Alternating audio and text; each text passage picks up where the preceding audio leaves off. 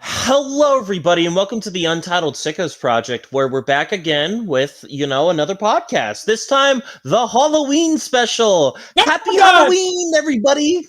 Oh, that's it. Oh, I saw the little blue on my screen. I had to jump. But guys, we have a very interesting campfire story to start off today's episode. To say the very least, and all I have to say is, do you believe in the boogeyman, guys? I heard that he lies in a bad mood. Oh, he does. I heard that he killed a kid. Oh, he did. You want to know the best thing? He's been carried by talent all of his life. But tonight, the boogeyman dies. Because guess what? Brian Kelly has been fired. Celebrate good times. Come on. It's over. In college football at long last. Man, couldn't have happened to a better guy. Couldn't happen to a... Sure. It's never been more back for LSU. They might as well have just won the national championship. I will say, I did not think they would pull the plug like that early. I do understand why, because LSU has like a standard of excellence that they want to keep like intact. And yeah. Brian Kelly, like during Brian Kelly's career, that is the flipper. That's like I mean, like that game against Texas A&M really just sealed his fate. I mean, it was so bad that as the freaking Aggies players were leaving the field after the game, you could audibly hear the Fire Kelly chants in the background. Like even the Aggies fans were joining in on the remaining LSU fans to chant with them. It was funny. I don't get why Texas A&M fans would be cheering for Brian Kelly to be fired, though. Wouldn't you want another free win? But I guess sorry, go ahead. No, I was gonna say but I guess at the end of the day, it doesn't matter because at the end of the day, Brian Kelly being fired is a overall net positive for the entirety of college football. Yeah, I mean, it was very evident too that it was gonna happen. Like he was fucking yelling at his coaches, like all his assistants on the sideline. He was furious the entire game because he knew he was fucked. The fact that the government of the government of Louisiana had to get involved too. The governor was like, we need to get rid of this guy. He's not. Yeah. Let's go. I was sick of his ass. Yeah. But it's also extremely funny too, because the fact that Brian Kelly was still having a job when he should have been fired 30 million years ago is still kind of wild. I got into college football really late, but even when I did get into it, I knew Brian Kelly stuff. Bobby Petrino's still here. That should say a lot. Fair enough. Look, man, if they don't ever die. The coaches never die in the NCAA. Yeah, I mean, Brian Kelly's a literal cockroach, and it's I mean, honestly, he'll probably find his way to get back into the scene because that's how college football works. But you want to know something? If we want to punish Brian Kelly, we should make him coach Wisconsin. No. I got one worse. We should make him coach UMass. Well, the thing is that Fickle still has a job somehow. He still has a job. Honestly, might be the one coach they prefer to keep him for. Make him coach Oklahoma State. Make him and make him do a cowboy accent during his interview. Make him do a. Yes. Noah, say the line about Fickle again. Luke Feeble? No, Fickle. Well, I mean, yeah, he sucks. He's fickle. Yes. Always, Luke Fickle should be fired. I'm surprised Wisconsin's still going with Luke Fickle of all things. But at this point, I don't think Wisconsin has the balls to do or the money. I hope Brian Kelly gets interviews for a job at Rutgers and he does like a Tony Soprano like impression. I hope he. Rutgers is gonna and hopefully he gets Tony Soprano. You know, the crazy thing is that like the freaking athletic director for LSU is responsible for the contracts of Brian Kelly and Jimbo Fisher at Texas A&M. Oh God. Ooh. Those are a lot of buyouts. I mean, a lot of money. And unfortunately, you're not in Saudi Arabia, so you're not making Arab, as they say. like in the world of college football, you could just like spend as much money as you can and just like hope it works out. Like on coaches, of course, not with players, but like at the same time, like not players yet. Well, that's under the table, you know. Like because LSU, like they want to keep their relevance as much as possible. Because I mean, the stat I've heard, like the last three head coaches have won a national title with LSU. Brian Kelly has not even won the SEC during his time there. So like, I mean, granted, we also saw like, you know, how quickly things could change for like, you know, freaking, like if we're talking LSU here, like Les Miles had a lot of success, but they pulled the plug very quickly on him after years of, it felt like LSU just couldn't really reach that upper level, and Ed Orgeron won a title in 2019. He was gone 2 years later. Yeah. I mean, my thing for LSU is like Orgeron is like. I don't know what you do with your LSU. Because like all the really good options are like, unless you can get Lane Kiffin, I guess. Maybe. No. There's the perfect option. He just fired dude. You know who they're gonna get? James Franklin. James Franklin is actually going to Virginia Tech. Listen, man, they don't need another. They don't need another Northern boy. Lame. In all seriousness, for LSU, I don't know if it's actually going to happen, but these college schools have a shit ton of money, so it's like anything's possible. But I'm expecting LSU to throw a ton of money at any chance to try and get Joe Brady.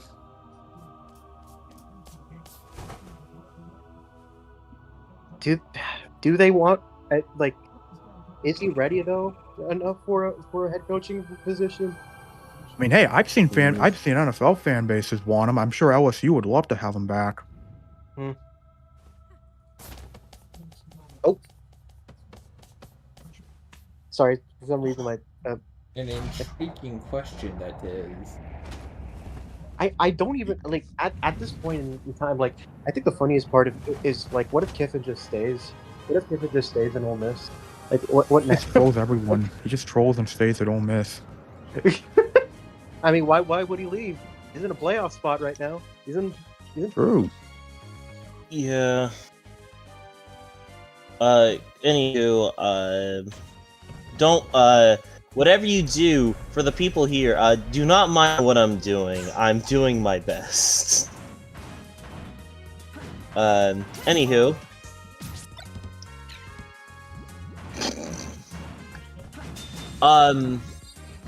Well then, with that being fired, we should probably get into the general news of what happened in college football this week. Sorry, just to quickly say this, I looked at chat. Spencer, if the Titans got Brian Kelly, that would be a complete shit show I'm willing to watch. Steve no, you don't get it. God. That's another thing we can talk about. Steve Sarkisian has debated of entering the NFL coaching sphere. I hope when he gets in there, I hope he fucking sucks. And I'm just saying, it would be the Titans. I feel like whatever they do is going to be funny in terms of who they hire as coach. That's just the vibes that I'm currently getting with them. But yeah, that would be funny. Brian Kelly, the Titans. Good lord, I even think like that's way more of a shit show than Steve Sarkisian.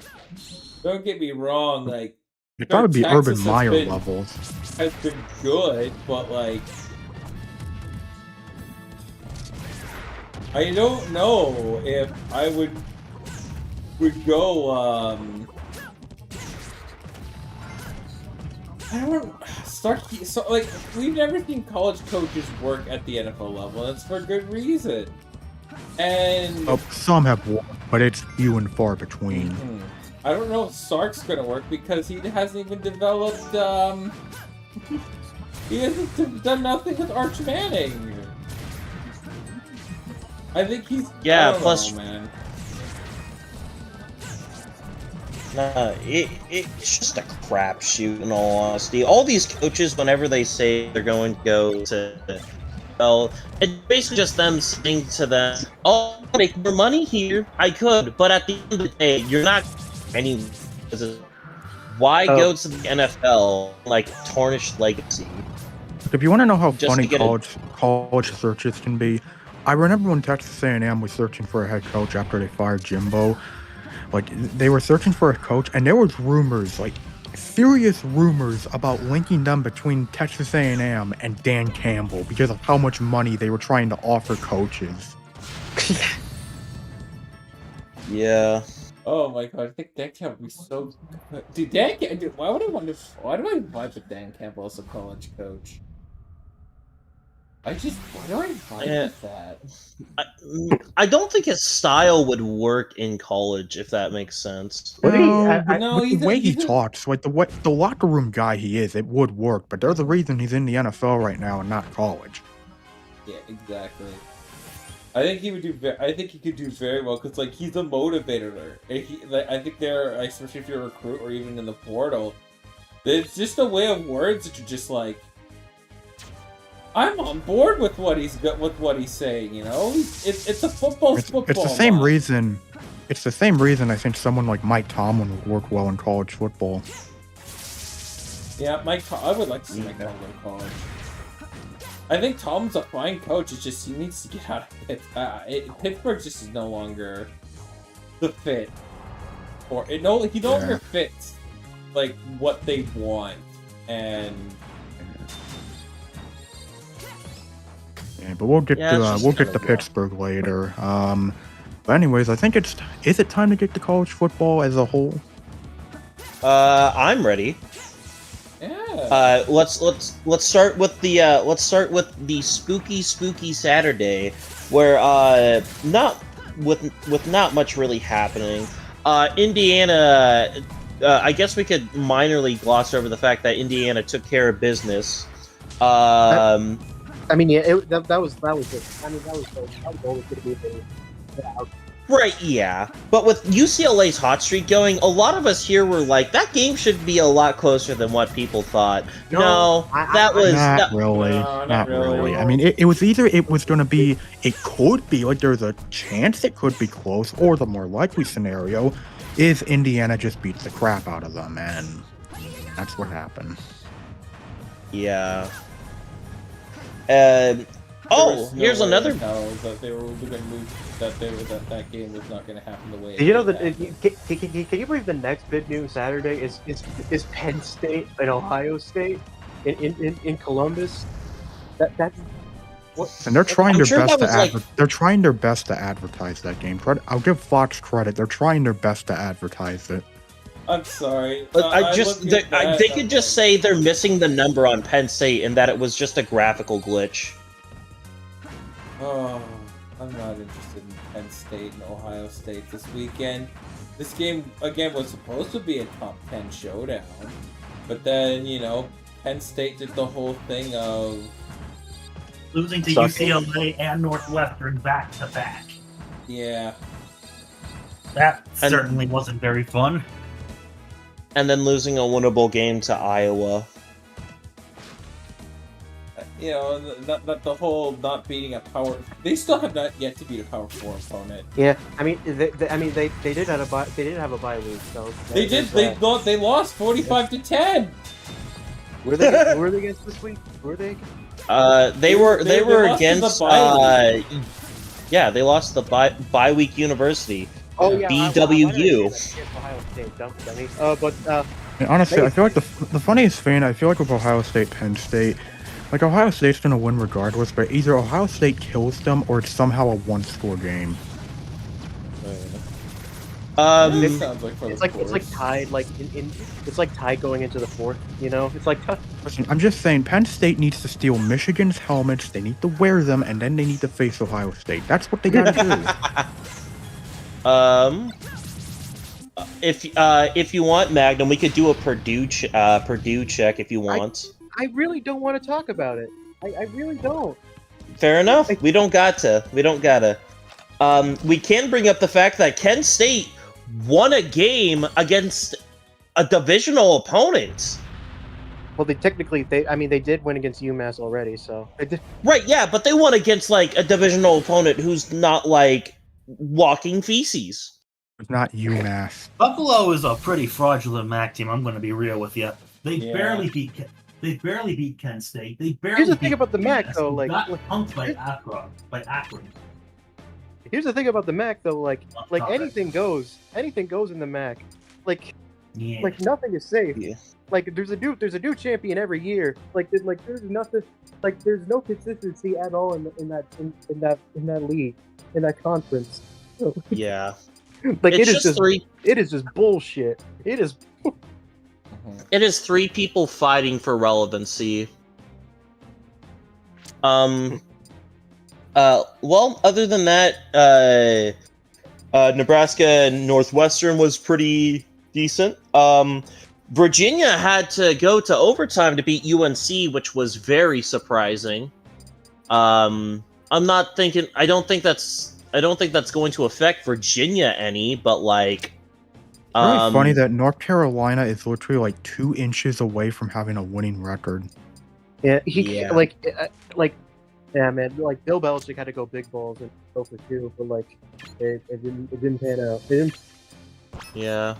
Speaking of which, they're almost near the red zone against Cuse right now. It's the 2-minute warning, so it's 3:10 right now. So Gotcha. keep your eye out on that. Hashtag noticing.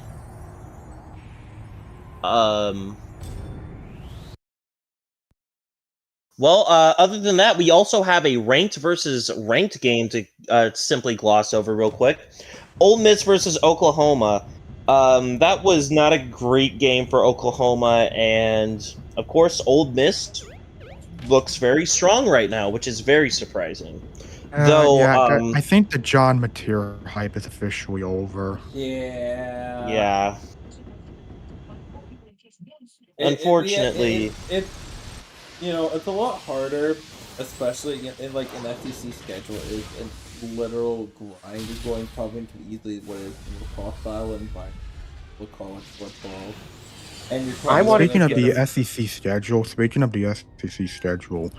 yeah, Oklahoma, that 6-1 may have been the best they be this season, because after that Ole Miss game, which they lost, they got to play Tennessee tomorrow at Knoxville, Alabama on the road, Missouri, and LSU. Like that's not an easy stretch at all. I mean, I still have faith in them. I really did want to. I did want to catch the Pearson's flag with a broken hand, but like now, I just don't think that he's like the quarterback that I thought he was. But I still think like Oklahoma is still a capable team. I could certainly believe they can beat Tennessee. I don't really have much faith in Tennessee, honestly. I really have Oh no, Yeah. It's just Oklahoma. I have trust issues with them going back a while now. Maybe just ever since just as a whole in the Venables era. But I don't know, if they really want to prove people wrong, they have to beat Tennessee. Because if they don't, it could start to get ugly if they don't beat Tennessee. yeah. Also, too, I did want to bring one quick thing about that game. I believe this was Trinidad Chambliss's. I want to obviously he had a good game against LSU and a good game against Arkansas, but I think this was truly like his first game where it felt like the team won because of him and not in spite of him. Like against like a power 5 school in the SEC. He was a backup, so like I can't really trust him, for that. Like he was thrust into this Backup position. from Ferris State. Oh Yeah. fuck, right. But all right. Well, we have another ranked versus ranked game to go over. The Group of 5 Bowl between USF and Memphis. Memphis is back, and all it took for them is to beat get their shit kicked in by UAB, and then just lock the fuck back in against USF. How bad was that? Just makes me wonder. How bad was Trent Dilfer, man? How bad was he? Bad. Very bad. Very. Yeah. Look, man, I am. The American, it's really up to grass. Like, I do believe that the other USF or message, but both of them are really good teams. And I think one of them would be in that side spot in the playoffs. I did have faith in the rank, but after what happened yesterday, I don't know. Yeah. Honestly, you want to know a hot take? I'd say that the American Conference is better than the Atlantic Coastal Conference. No. Not yet. Right, but in terms of how quality these teams have looked, they've all seemingly had way better quality of wins than most teams in the ACC outside of the Yellow Jackets and the Cavaliers. And Miami, but I'm not fully in on Carson Beck yet. I mean, what I will say is American has the opportunity of sliding into the number 5 for conferences. I thought the Mountain West was about to slot itself in there, but no, the American could seize the opportunity to be a really good conference. Could it pass the ACC one day? Sure. I think, especially if there are programs that are going to be wanting to be invested in there.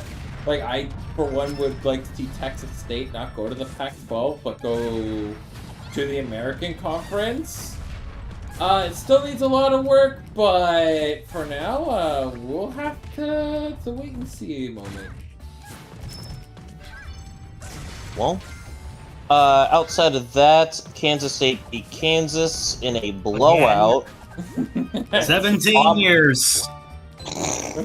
Auburn beats Arkansas. We had a double. Can we talk about how Arkansas is just the king of not finishing games? Sam Pittman, the new coach, it does not matter. They have led so many games and have blown nearly all of them. Memphis being the most infamous. Yeah, I mean, they were leading going into the fourth quarter. They were up, I believe, by 5. Blow a lead to Hugh Freeze. Yeah, by the way, speaking of Hugh Freeze,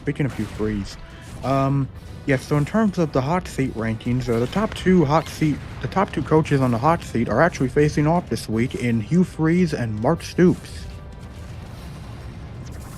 I don't think Kentucky's gonna fire Mark Stoops. They would have done it years ago, but they haven't. They're just getting ready for basketball season. Yeah, I thought Arkansas has looked very strong against some of their teams because they kept it close between A&M, Tennessee, Memphis, Mississippi. Losing 9 to Auburn though is just kind of confusing and makes me look at you like not like you ran over someone, but like I was playing with my remote controller car and you run over it, flipped me off, and then drove away. That's kind of how I feel looking at Arkansas right now. I think it says a lot about how Arkansas, they're one of those teams, they can't win close games, and they also have no idea what a defense is. Yeah. Real. Other than that, UConn versus Rice went into double overtime with Rice scoring the game-winning touchdown. That was a really exciting game. In other news, University of New Mexico is officially one game away from being bowl eligible. I believe for the first time since, I want to say the 2010s.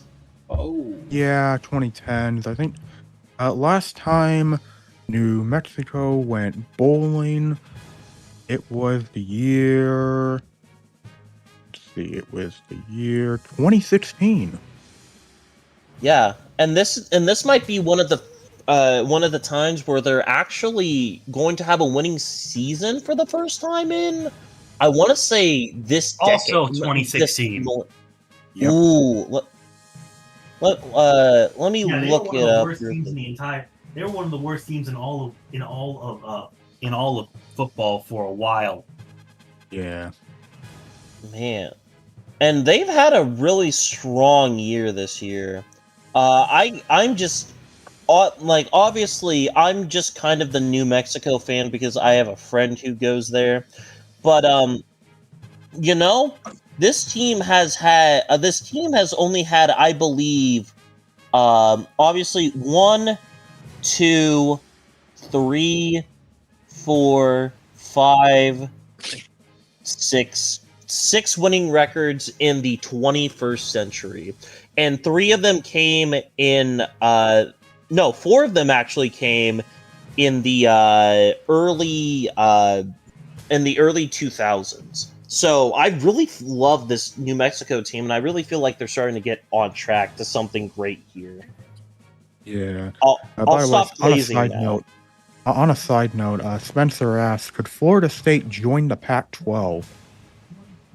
I don't think they allow. I don't think they allow clowns in the Pac-12. Oh yeah.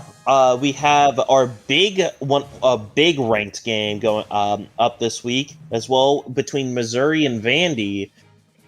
You know, Diego Pavia did not have a good game, but he did enough to lead his team to victory, and that's all that matters in the SEC, man. Yeah. 7-1 really, Vandy. This was really this was expected to be like a big offensive showcase, and we didn't get that, surprisingly. I'm for one am surprised, but we did enough. And I'm still looking back at final Hail Mary where they were just a few yards. They were just a yard short of tying that game, potentially tying that game at least. Yeah, they pulled a Kevin White. Yeah. Yeah, that was certainly a game of all-time Vanderbilt and team that played Vanderbilt. If Vandy beats Texas, I think I can finally say this. If Vandy beats Texas, I think Vandy is going to be going to. I think Vandy has a shot of becoming the SEC representative in the SEC championship this year. Because doesn't? Oh no, they don't play. Fuck. I was gonna say. I don't know if they're gonna get it though. We need Missouri, South Carolina, Texas, or Samford to beat Texas A. Actually, no, Samford would. Come on, SEC. We need to see Vandy there, please. We're begging. I don't know. It looks like it's going to be A&M and Alabama unless something funny happens. I'm begging for the funny. Also, too, that happened this week. Illinois needs to stop being ranked. This is a joke. Frauds. Washington's going bowling though. Yeah, True. we're gonna go bowling, and the spicy take if they win out. If they win out, CFB baby. I mean, It's impossible. it's the same thing with Iowa. If both these teams can win out, there's a big chance, but both of them have to go through Oregon first, which is going to be interesting. I would give Washington the advantage because they know Oregon a lot more than Iowa does. But it is just really funny how, actually... Oh, no. Iowa actually is one game ahead of the Huskies right now. because the Huskies lost to Michigan and OSU, and Iowa has only lost to Indiana. So, funny thing, if the Buckeyes end up losing to Penn State this week, I think Iowa may jump to first place. May jump to second place. Yeah, second. Okay, this is dumb. Conference rankings mean shit at the end of the day. But, yeah, good for Washington. Rank Iowa and Washington, please. Yeah, Texas, like, here's the thing. Texas does not need to be ranked right now. They don't. And people say the SEC, and people say voters aren't biased to the SEC. My 10 ass. teams do not need to be ranked from one conference. Come on. Agreed. There needs to be a limit not to like much at least 8. Is now a good time to get into Texas? Oh, I was gonna say, I just wanted to glance over just 2 more games real quick before we get into that. BYU beats Iowa State in a game where Iowa was favored. Don't particularly get that, but BYU continues to stay strong. And Alabama had to come back from behind and beat South Carolina. Yeah, I don't know about this Bama team, but they keep on winning close games. So They're who doing knows? what they weren't doing. They're doing what they weren't able to do last year, and that's win close games and win them on the road. So I will believe I will get back into believing that the Bama downfall is on the table when it starts to look like it's happening again. Sorry, folks. But And also, South Carolina is very bad. Well, Nick, lead us off for Texas and Mississippi State then. Yeah, I said Texas, like, the topic here is going to be about Texas, which technically it still is, but, what the fuck is Mississippi State doing? Like, what are they smoking right now? Because you blow it to Florida in a game where you had control, you had a chance to go and win the game, and you somehow fuck it up, and that was a game that, despite winning, Billy Napier got fired right after. Billy Napier! Sorry. Yes. Then you have Texas, who has looked very, very fraudulent, and you have them on the ropes. You are up by 17 points with under 10 minutes to go in the 4th quarter. You have this game in control until, guess what? You blow another opportunity right out of your hands because they blew a 17-point lead with under 10 minutes to go. And yet again, Texas finds a way to pull a win right out of their ass in overtime. It's not even, I just gotta say, do people need to start, like, saying Ryan Wingo is the main reason that Texas is good? Because, God, he had a fucking great game. That he did. And And granted, I will say, I'll give credit where credit is due. This was one of Arch's best games, by far.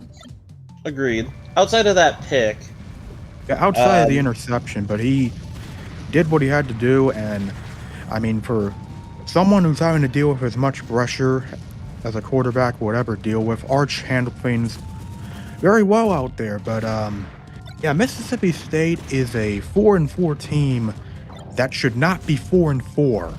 They should be a lot better than they are, but they just aren't. yeah. The funniest thing, this week we get Mississippi State versus Arkansas in the battle of, ooh, I don't want to win more. Man, Mississippi State, they kind of had something going this year. Stop blowing games, please. Please and thank you. Oh yeah, Texas Tech took care of business against Oklahoma State. Cincinnati, beat Baylor. And I guess I do want to talk about this game, go a little bit in depth to it. Oregon, what the fuck was that? You know, Yeah, sometimes you look past your opponent, and I'm just gonna chop it off as that. Yeah. Also, having checked out part of the game, granted, it did take him a while to get going, but I know Dante Moore was knocked out in the second half. I think he should be fine. It's Iowa, and also it was only other thing I noticed is it was raining pretty good in the second half, so took them way too long to get going. But at the same time, it's like, you know what, this is just one of those games. It is what it is.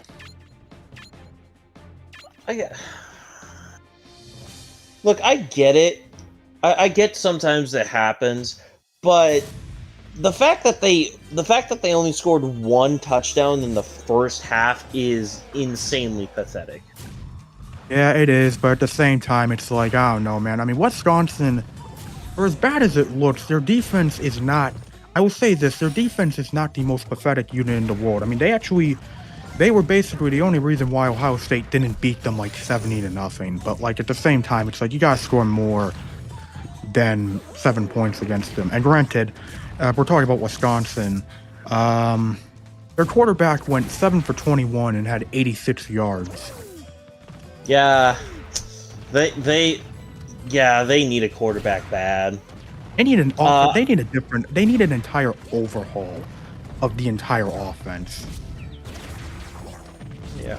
I will say this though, respect to respect the Sicko member Kamain for picking Wisconsin to upset Oregon. To an extent, I feel like he won. Like obviously he didn't get any points in pick'ems or anything, but I definitely feel like he won Didn't lose any points. Yeah. Mm-hmm. But you didn't win any.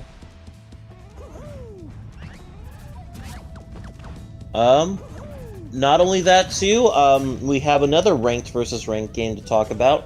Texas A&M versus LSU. We kind of already went over it, but Right. Yeah, well, because we talked about Brian Kelly and all of that, so. But I mean, if there's anything else to say, yeah, Texas A&M is legit. There's no doubt about it now. They're legit. Man, we can no longer celebrate 8-5. August 5th. This is just such a glorious holiday for those who celebrate.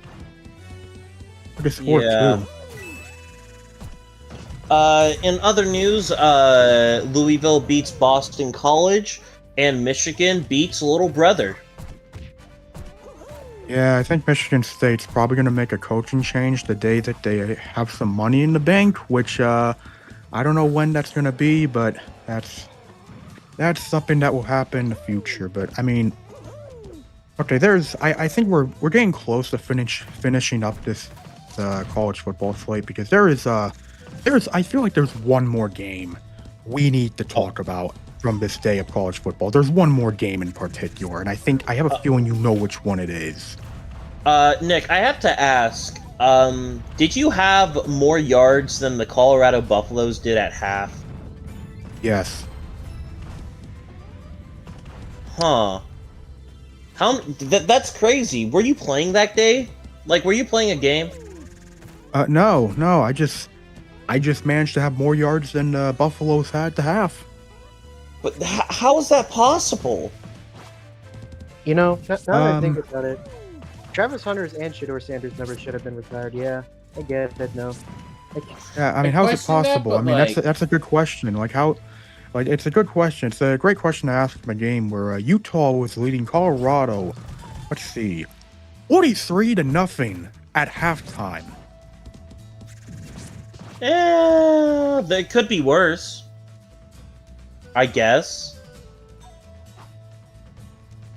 And Utah was starting their backup because Dampier was out. But Nick, don't you get it? He changed the culture. I'm gonna be honest here. Look, you know what? If this is gonna get into that, I'll be completely honest. I mean, some people have said, could Colorado fire Dion? The answer is no. There is no shot of that happening. And I agree that Colorado needs to be better than this, but like at the same time, it's like, you know, Colorado can get their asses kicked as much as they as much as they need to, but there is a better chance of like, God, what would be a good analogy for this? I mean, I you like know to- what? I mean, I like to also, believe he's still recovering, and like he's just not exactly like. I think he should have just like taken the year off. Honestly, I did see someone say, like, honestly, there's a way better chance that Dion might step down because of health issues than him ever getting fired, which I agree with, because if that happens, then that's perfectly understandable why that would happen. Right. It also doesn't help for Colorado that they're not figuring out the quarterback situation this season. Yeah. I thought Kadon Salter would have been a good job, but guess not. Out. Don't they have like a really good like 5-star quarterback too that they just aren't that they're probably just redshirting? Yeah. Yeah. The thing is, as much as I gave Shedeur Sanders shit, he was still a athletic quarterback that worked for Colorado. I will not sit here and say that he wasn't he wasn't doing anything. I just didn't think that Shedeur was that important. Like, it's weird. Kind of more like the yin and yang. Why you always discredit him, man? Like, what is your problem? What is your problem with him? No, I'm just saying I didn't know that Shedeur was like that big of an impact. It's not trying to discredit him. I'm just more or less saying that like I didn't think he was that important. I should have been a little bit more lighter on him. I mean, he's a good college quarterback, and that's what he was good at doing. And Colorado, at least for this season, doesn't have a good college quarterback at the moment. Yeah. I mean, you had a good yin and yang effect with Shedeur and Travis Hunter. I mean, the first Power 5 game that they played against TCU, that game was electric. So, he did good, but it's, again, I even described this for Deion Sanders. Like, it was his hardest task. He had the hardest task ahead of him. How is he going to handle life after two of his best players that he's ever had? How is he going to handle it? And I think it's so far it's not looked so good, but it could be one of those things where things take a step back this year. I don't know if they'll be good again next year, but next year is going to be a nice important building block for them. But if it's going to be the case where Deion is all hype, no glory, then well, we'll see him get fired. At least he had the aura. 20 years. Because like the thing is like there's no question of a doubt that he's able to get top recruits play for him. He's able to get the top players, and like he recruited like Travis Hunter. Was a 5-star recruit. To get a 5-star recruit to commit to an FCS school, that's impressive. That's like Hall of Fame. Just a reminder. He snatched him from Florida State too. So to do that, and to have this player be with you his entire college career. Yeah, you did good. I think Deion can easily recruit top recruits.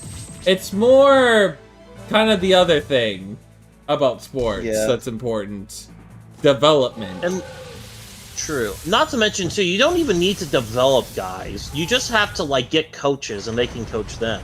Deion himself doesn't even have to lift a finger to coach. He just has to bring in the people and find the people around him. And I think a lot of people forget that. He doesn't have to be like a transcendent player whisperer. He just needs to find the guys who can do that.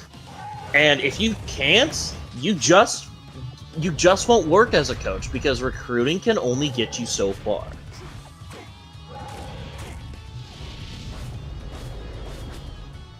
Yeah, but I think that well done to Utah though for causing just a late night massacre, because why not? Yeah, I'm down for Utah to do whatever they need to do because Utah is like from the year that they had last year to this year, it's so night and day, and it's such a good thing to see. Utah. Well, time to get into our NFL slate of things, which, in all honesty, I have no idea how long this shit's going to last, because, this was a very, whimpering week for football. A very boring week. A very boring. Yeah, first things first, we'll get to Thursday Night Football, in which the Vikings, played the Chargers, and I just want us to all have a moment of silence for the Carson Wentz we lost this week.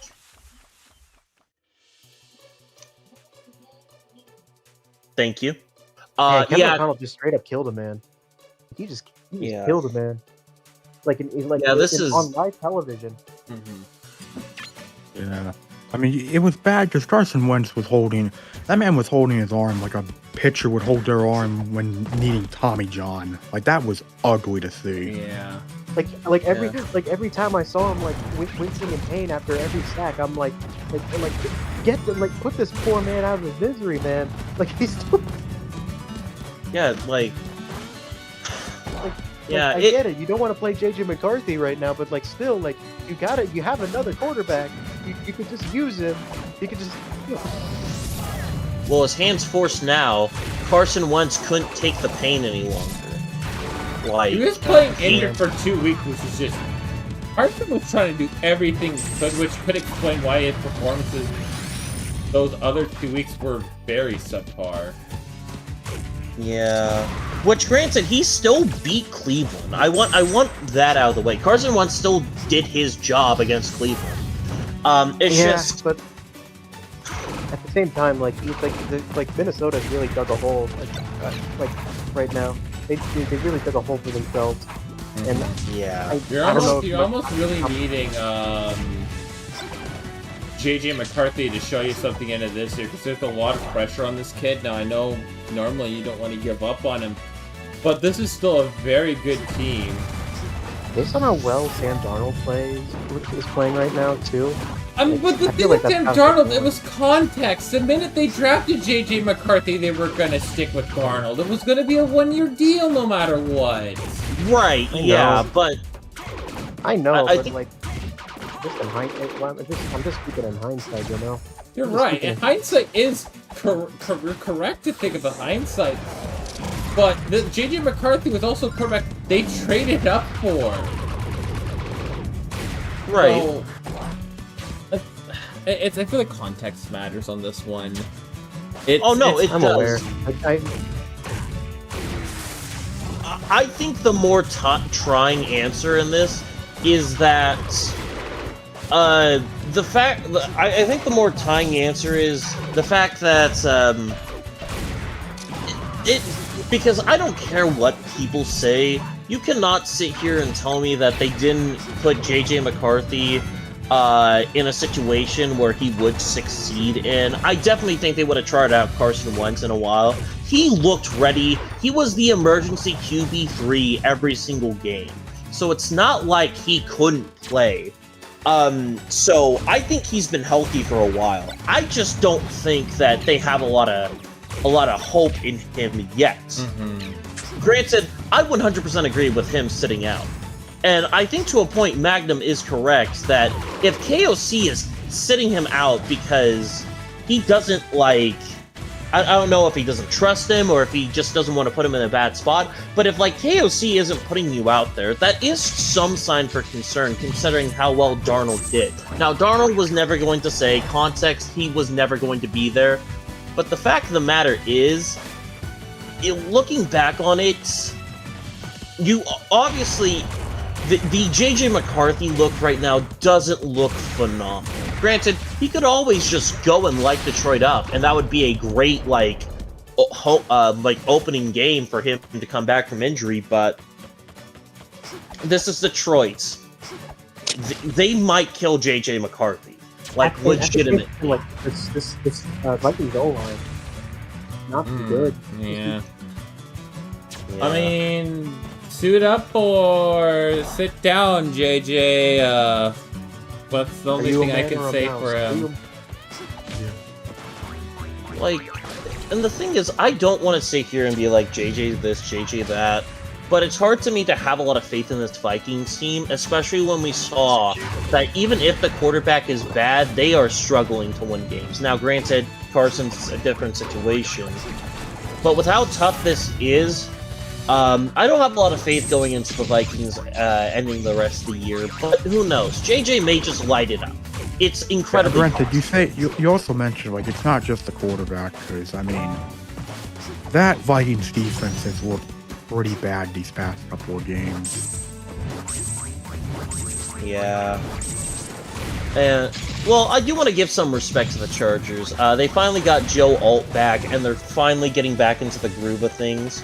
I think beating a Vikings team, injured or not, is still a very quality win for them. But, yeah, and also they beat the crap out of them, too, so that also helped. Yeah, so that's where I'm kind of at with them right now. But, Chargers are kind of in a weird situation, too. I think they'll definitely be fine, but with the lead that Denver has in the division, it is very interesting how they're going to finish with all the season. back. I feel like they're gonna return in some form because, like, you could tell, like, you know, a lot of the time because Justin Herbert had literally had no time in the pocket, like, at all. So, like, the fact that, like, all is there, which is just a game-changing player, like a game-changing blocker. Like, I feel like he'll be okay for now, at least. Oh, agreed. I'm not saying that I'm not saying that, like, they were ever out. I just didn't think they looked good for the moments that they are. Because if the injury bug does pop back up, which is always possible, this team did not look good while injured. And I think that's good context to bring up. But, you know, they had a good game against the Vikings. You're not going to take away from that. And guess what? They have a bye week this week. They play the Titans. Now, you may say, that's not a bye week. They're playing a team. I don't know if you guys saw, but I don't think the Titans are good. Anywho, let's get to the schlock fest. Going from the worst blowout to the best blowout. Let's first start with Bills-Panthers, the game where nothing changed other than the Bills wrote back the haters. Yeah, I think it was really. I mean, like, I didn't think it would be that. I just did not expect it to be as bad as it was. Like, man, like just when you think like anything can, like, any semblance of like of like hope the Panthers have, it's like it just goes away immediately with that. Yeah, unfortunately, Andy Dalton was not playing the Raiders this week. Yeah, Nick should have still picked him up in fantasy though, but Mariota did better than him, so shut up. he's butthurt. Anywho, yeah. I got Lamar back, so it don't matter anymore. But yeah, that was still very bad though. Yeah, something I want to bring up too about that game. I give Bryce Young a lot of slack for things, but I can at least firmly say this. This team definitely needs Bryce Young for now. And I get that sounds really dumb to say, but, like, they really need him, because I don't think anyone can just go out there and really run this game.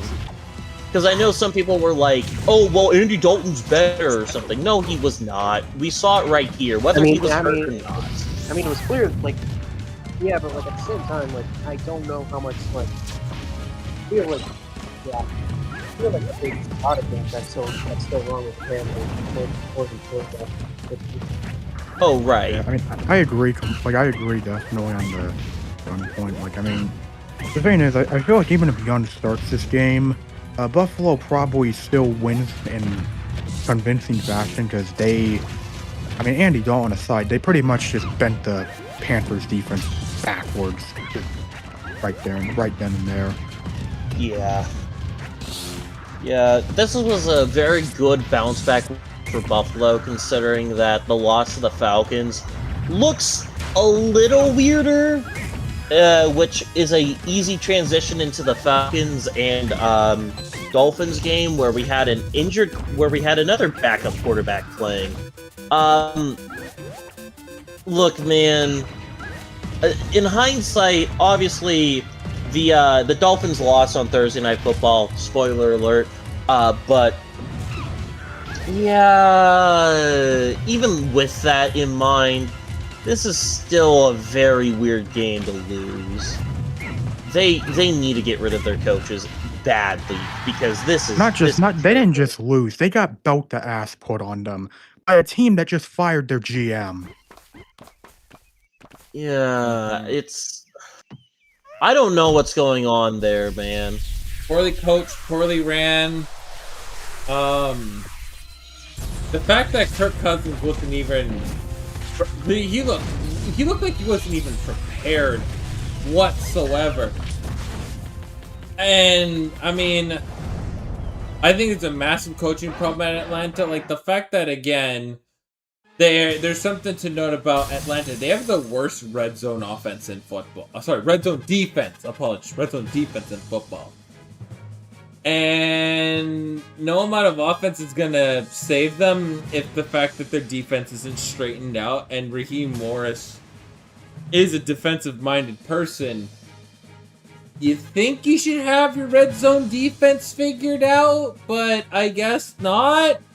So, I mean, here's the thing. I agree on the point about the red zone defense. Like, it's been the biggest weakness with the Falcons defense, but I don't think it compares to just how much of a disappointment their offense has been. There's so much talent on this offense. It should not be the 5th worst offense in football. It should not. Like, the biggest problem with the Falcons right now is incompetence in the coaching staff, and their offense is severely underperforming. You have Bijan Robinson, you have Drake London. Yes, I know Drake was out, but still, your offense shouldn't be this fucking bad. Like, there's no excuse for that. You want to know the biggest telling thing of this game? And I can only say this like this. Bijan Robinson, 9 carries. Miami Dolphins, worst run defense in the NFL. That's all I need to say. I mean, you're down 2 scores. You're not running the ball. And even then... No, they didn't even run to start the game, though. That's the issue. When they even ran the ball to Bijan Robinson, he fumbled it! It's just, look, man, here's the thing. I understand. The defense is a work in progress. It was horrible. It was one of the worst in the league last year. It's better than it was last year, which I know comparing to last year is not saying much, but at the same time, I can at least understand that the defense is a work in progress. But there is no excuse in any universe for this offense to be as bad as it is. And it's just, I'm doing this now because I've seen the trend of when coaches get fired. I know the Falcons are usually a franchise that hesitates when it comes to firing people, but I feel like if they're 3-6 after that Colts game in Germany, I believe, because I believe it's in Germany. If they're 3-6 after that, I think some changes are going to be happening after that. I really believe it's going to happen then. Yeah. I mean, I would give Miami credit because Tua had his best game in like a while. But like after this week, look, man, I'm not gonna. You know what, Tua? I look forward to you to being the guy that I remember in a couple years on the Raiders, being like, oh wow, he's here now. I have a take. I look forward to seeing him on College Game Day 5 years from now. I have a Taegan. You have a Taegan? I have a take, actually. Something that it's probably going to be the biggest nothing burger, but trade that happens in the offseason. My guess is Tua gets traded for Kyler Murray in the offseason. It's a 1-for-1. Both. I've been thinking a lot about this, especially from last night, and I feel there's 2 quarterbacks out there that I feel like just need a change of scenery to see what happens. And that is Kyler Murray going to the Dolphins and Tua Tagovailoa going to the Arizona. And something that I'm really curious about is Arizona plays in a dome. The LA Rams play in a dome. San Francisco is warm weather all year round. Your worst trip is to go to Green Bay and Seattle. That's it.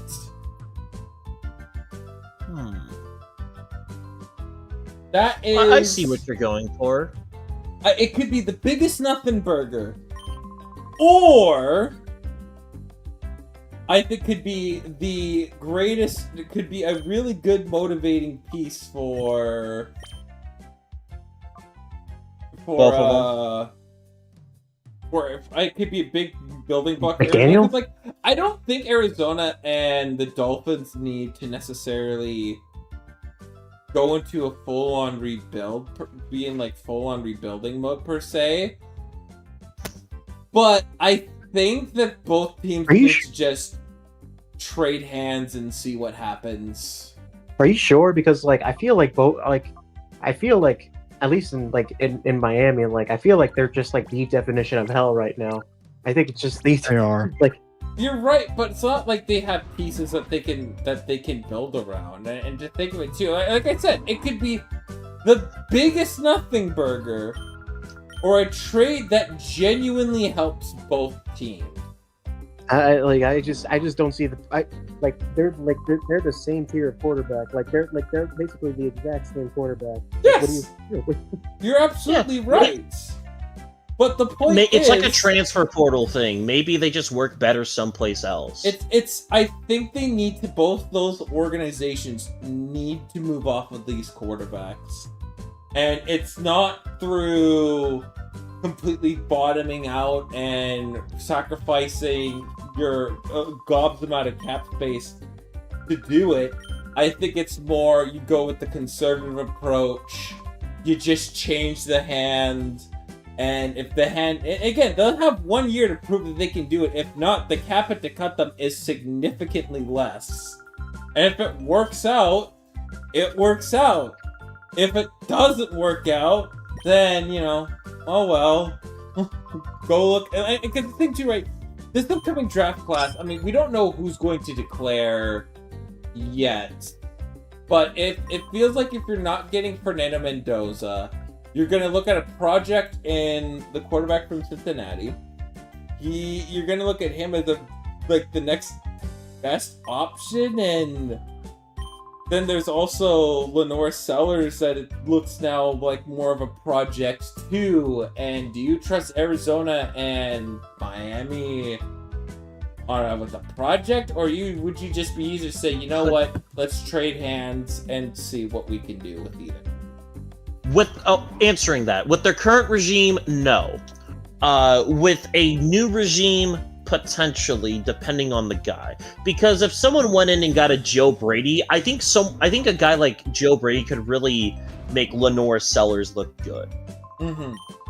But that's ifs and horseshoes, and no one really cares about that. I think to be fair, like, my speculation, honestly, is more of an off-season idea, if anything. It's something to look more into. Because, I mean, let's be honest, we still have half a season of football left to play here. It's just a thought that I just had in my head, and we'll see what happens. It's a Taegan thought. It's a Taegan thought, essentially. Saying it to the void and hoping it sticks. Mm-hmm. But we'll see what happens, because, I mean... Well... Going off multiple possession losses, let's go into Browns versus Patriots. Guys, I have no sympathy for Myles Garrett at all.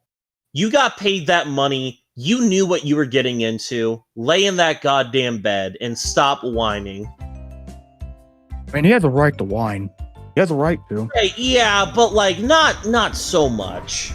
Well, I would say this though.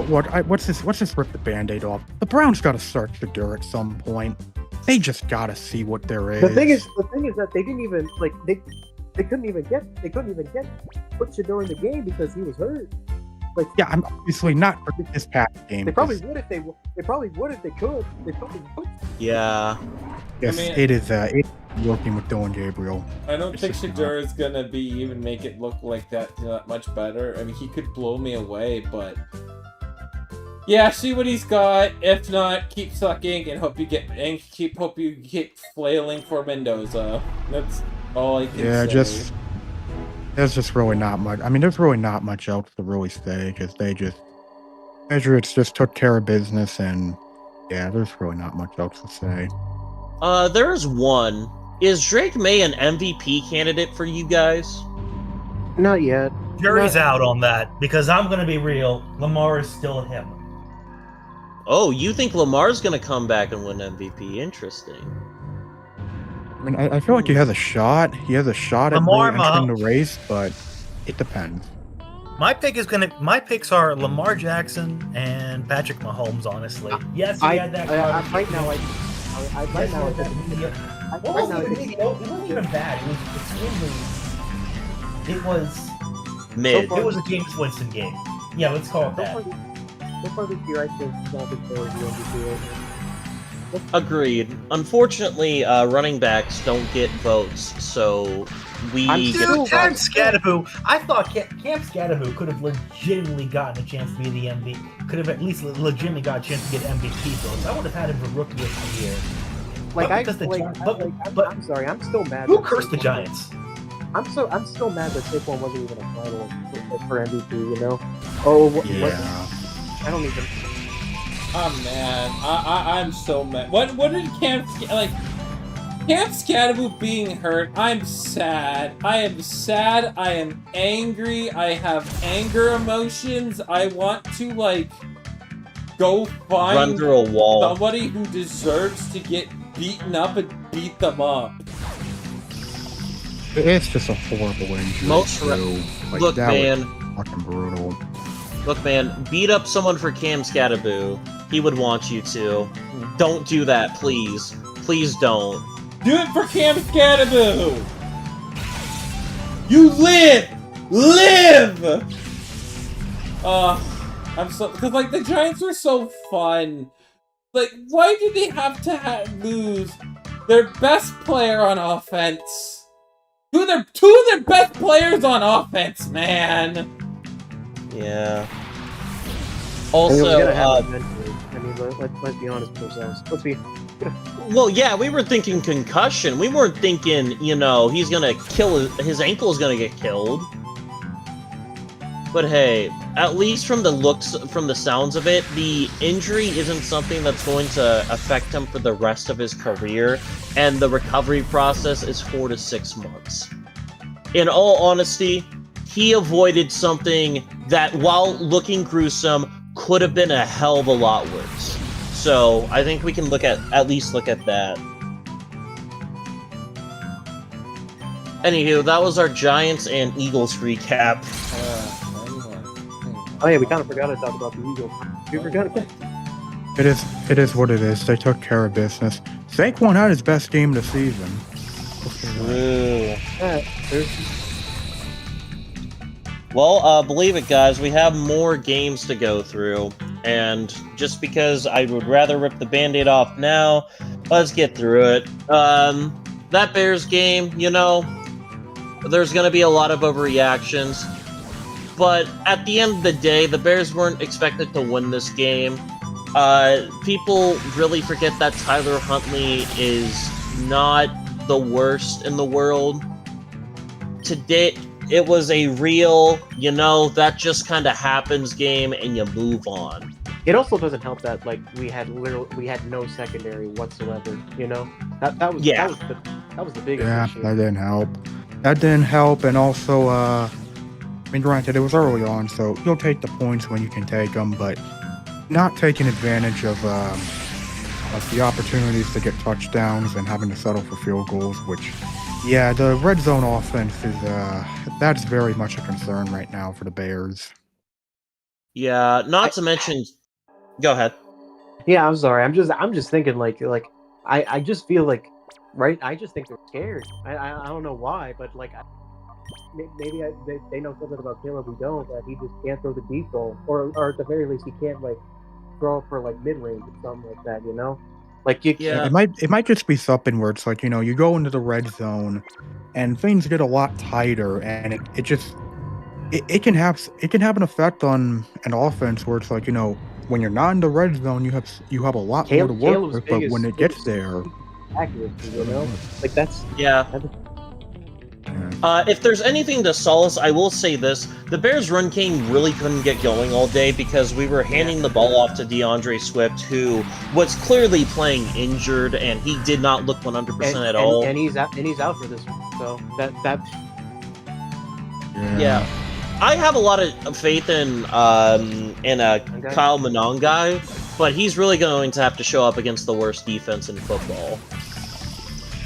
I feel like I mean, I don't know. I think they're just going to rely more on the receivers in the way, but like at the same time, like it's been a struggle right now for them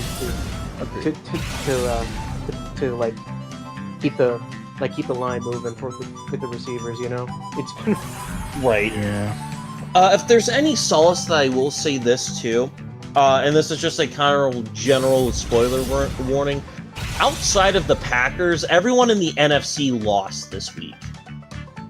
So it's not like the Bears lost any momentum in their respective I'm not worried. conference. I'm not worried at all.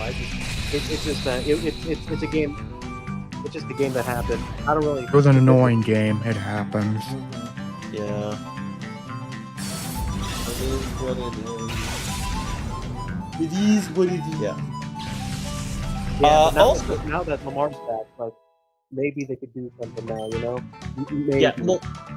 Well, spoiler alert, they did win on Thursday. Obviously saying that for them, but, you know, people forget that the Ravens were finally coming back healthy. Games like these just kind of happen.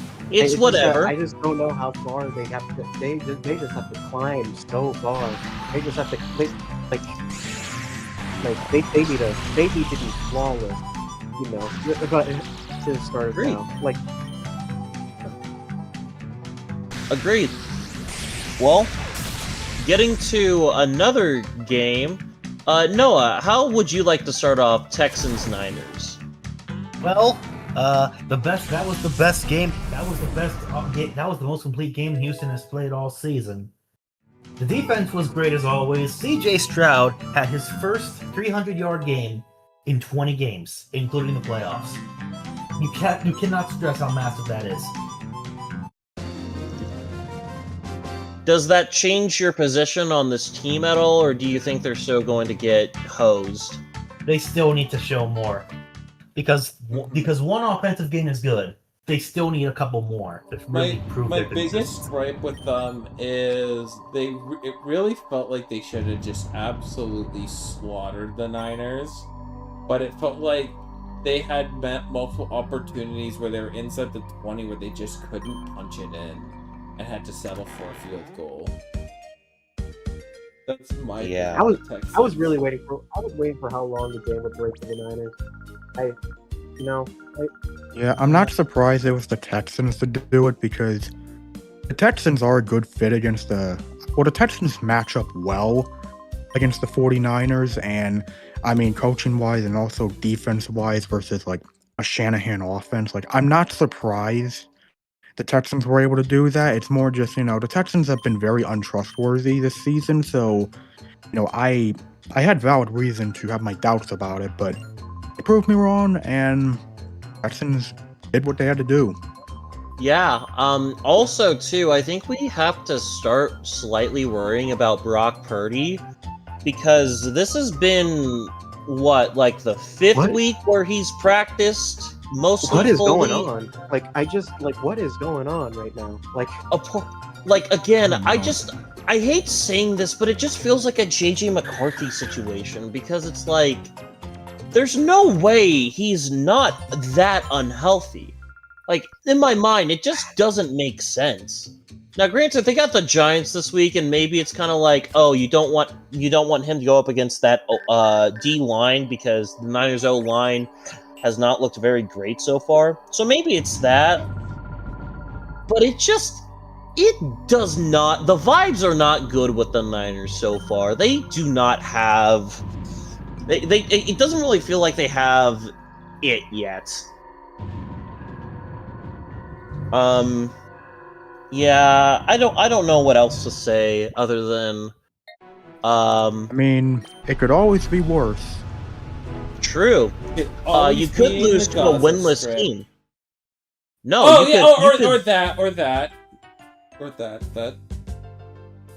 Yeah, guys, believe it or not, the Jets won a game. Incredible work there, Zach. It was like Brees Hall was carrying that team, man. He was like doing God's work. He was doing. The funniest thing is too, Joe Flacco didn't even have a bad game. Ironically enough, I want to say this: so far this year, Joe Flacco has played like a B+ quarterback, not like elite level, but like a really solid guy that could potentially take you somewhere. Unfortunately, there's one issue. He doesn't have the defense that he had on the Browns, and instead he's forced to rely on the Bengals defense. Yeah, which... a defense that gave up 39 points to the New York Jets. Yeah. Lord, my thing with this fucking team, man. No, like, I don't know. Like, Mike Brown needs to be stripped of this owner, being stripped the owner of the Bengals, because he is literally going to be at fault of why they're never going to make the playoffs ever again. Even with, like, they could have the #1 offense and still miss the playoffs because, oh yeah, we need a defense that doesn't give up 40 points a game. Like, it's horrible. Yeah. Not to mention, too, for the Bengals this week, Trey Hendrickson is doubtful, and God damn it, and Joe Flacco is questionable to play.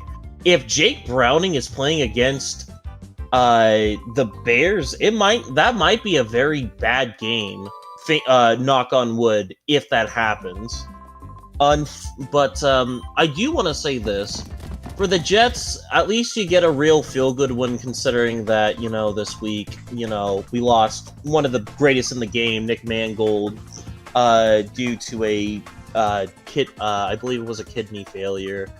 It sucks, man. At the very least, it's always nice to have one of those feel-good wins, and this really is one of them.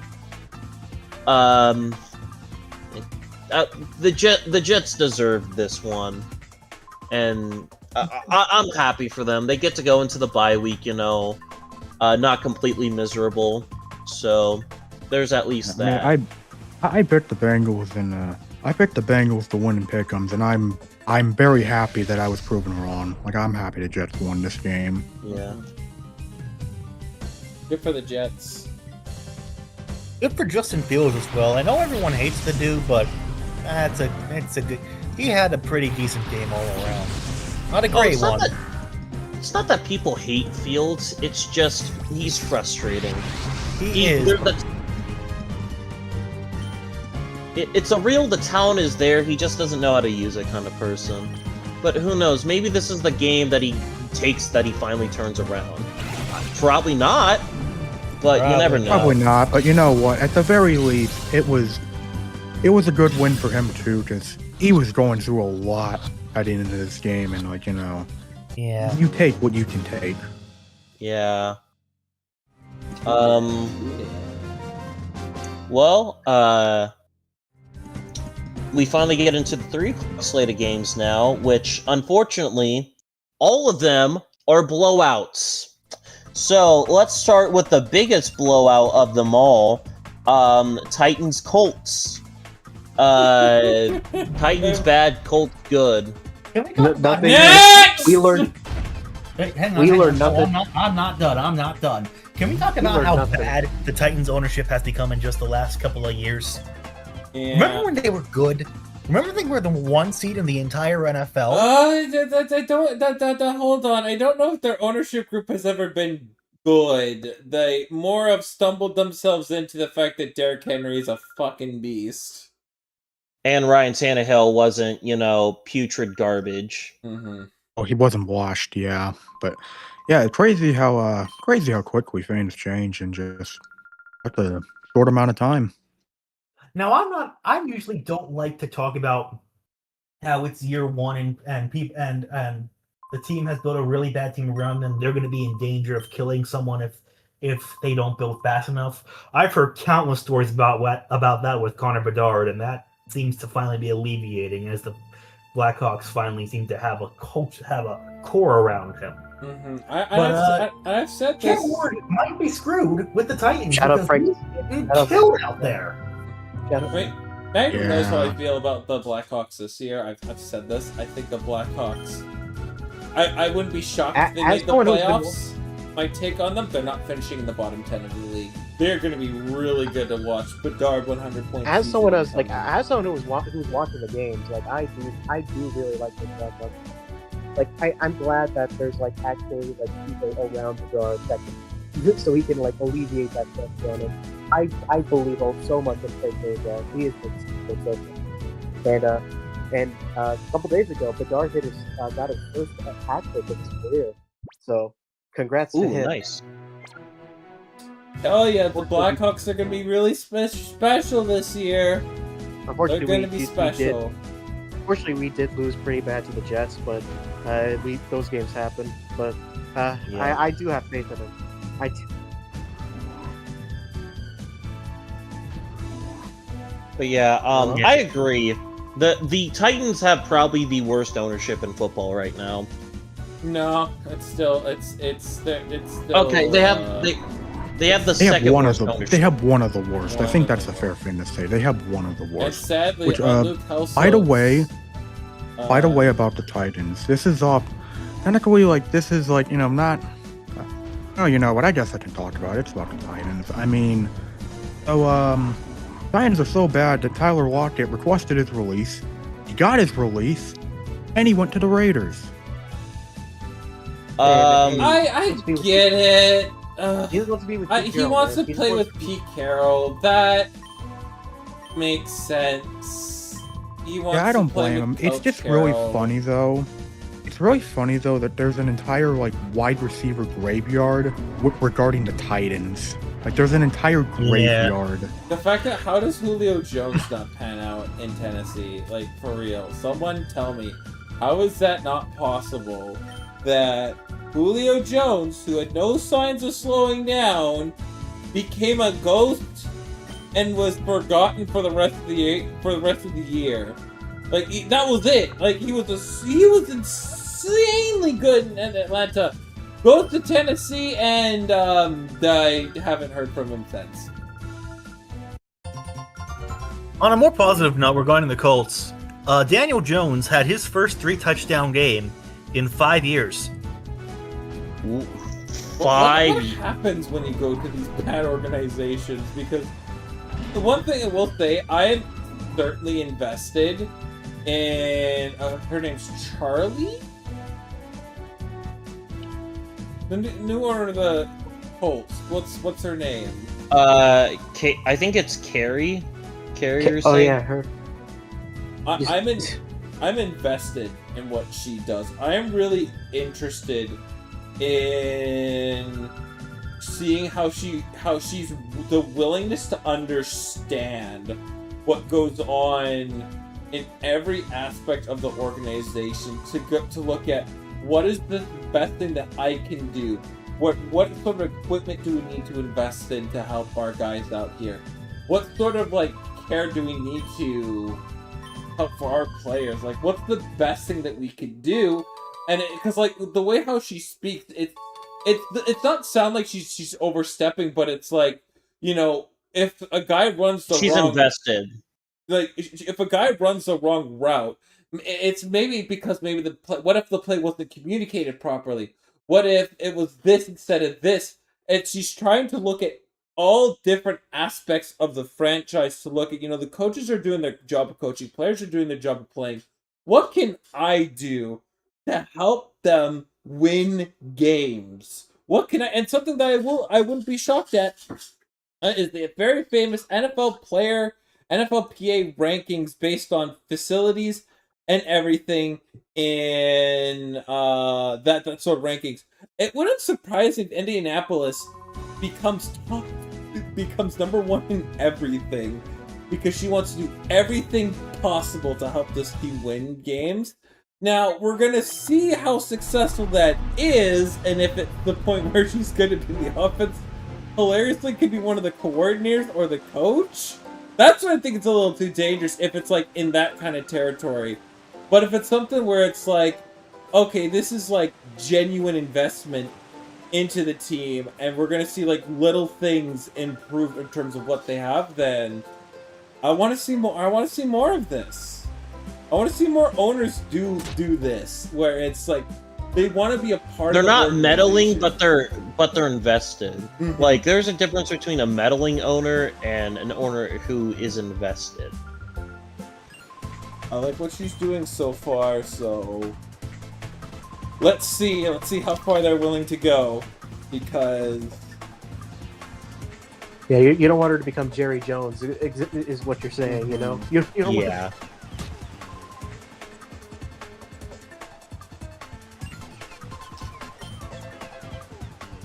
Yeah, well, we finally get to our next game, because we get to laugh at this team last. Bucks Saints. All I'm gonna say is Tyler Shuck. Good luck. He's gonna need it. I'm really surprised that they pulled the plug on Rattler that quickly. Like I get like those 2 games are not ideal, but at the same time, like I would at least see what more he has in him, because like I don't know how well Chuck is gonna play. I just Right. I think it's more of like they really want to see what Chuck has, and it's like, considering his age, considering where he was drafted, and the fact that he's a rookie at said age, like I get why the Saints are doing it, and obviously, as you noted, like Rattler playing the games that he played these past couple of games obviously basically sealed the deal, but like I am interested in seeing how Chuck's gonna do, because I mean, the expectation is he's gonna need to prove it fast, especially at his age.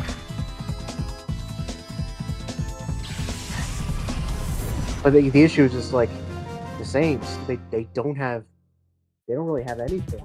They just even with like depleted like remains of like the Bucks right now. Like they're basically playing their B team, and they still can't even make it close. Like, And Bucks defense was having the time of their life out there.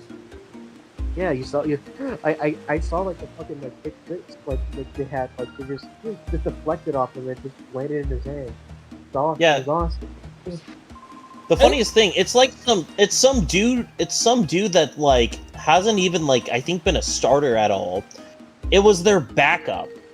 He hasn't done anything all year. So that's just really funny. one of the things that I do believe, the English words is so hard to say. This is gonna be one of those years for the Saints where it's just don't pay attention to the dumpster fire that you're gonna see.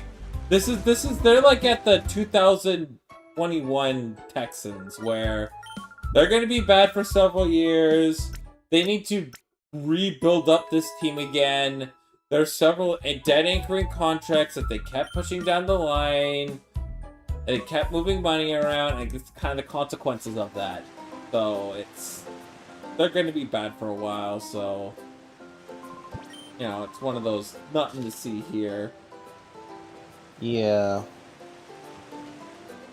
Well, guys, we have another team that we need to laugh at real quick. So, unfortunately, I would play the soundboard, but I am playing a game for someone, or for the people here. So, everyone, I need you to laugh at home for me.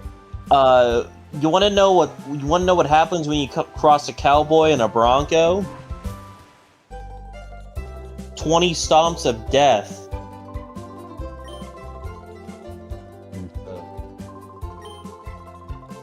Yeah, Joe Milton went in and threw a touchdown pass. That's all this game needed to say.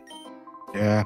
No wins against the Broncos for the Cowboys since 1995.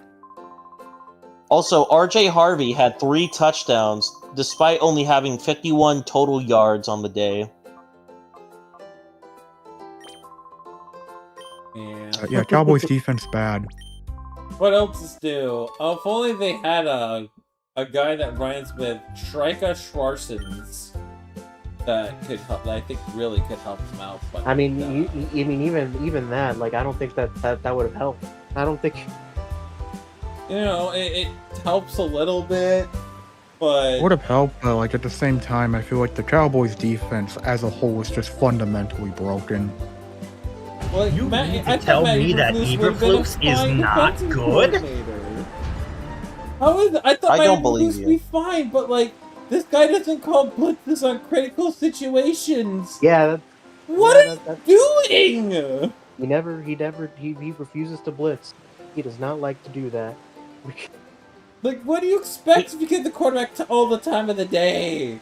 Your coverage is gonna get worn out. It's crazy that they let Bo Nix do that to them. Think about that. Yeah. The thing is, too, it's not a... I had so many questions about Denver, and I still do to an extent, but, like, the fact that they played that well against the Cowboys kind of surprised me. I'm still kind of iffy on Denver just because of the quarterback situation, but I will say this. They definitely are getting things stable again. Just, I'm still going to have my doubts on Bo Nix. I mean, personally, I think Denver's a good team. It's just I feel like they could be better if they fix some of their issues on offense. That's fair.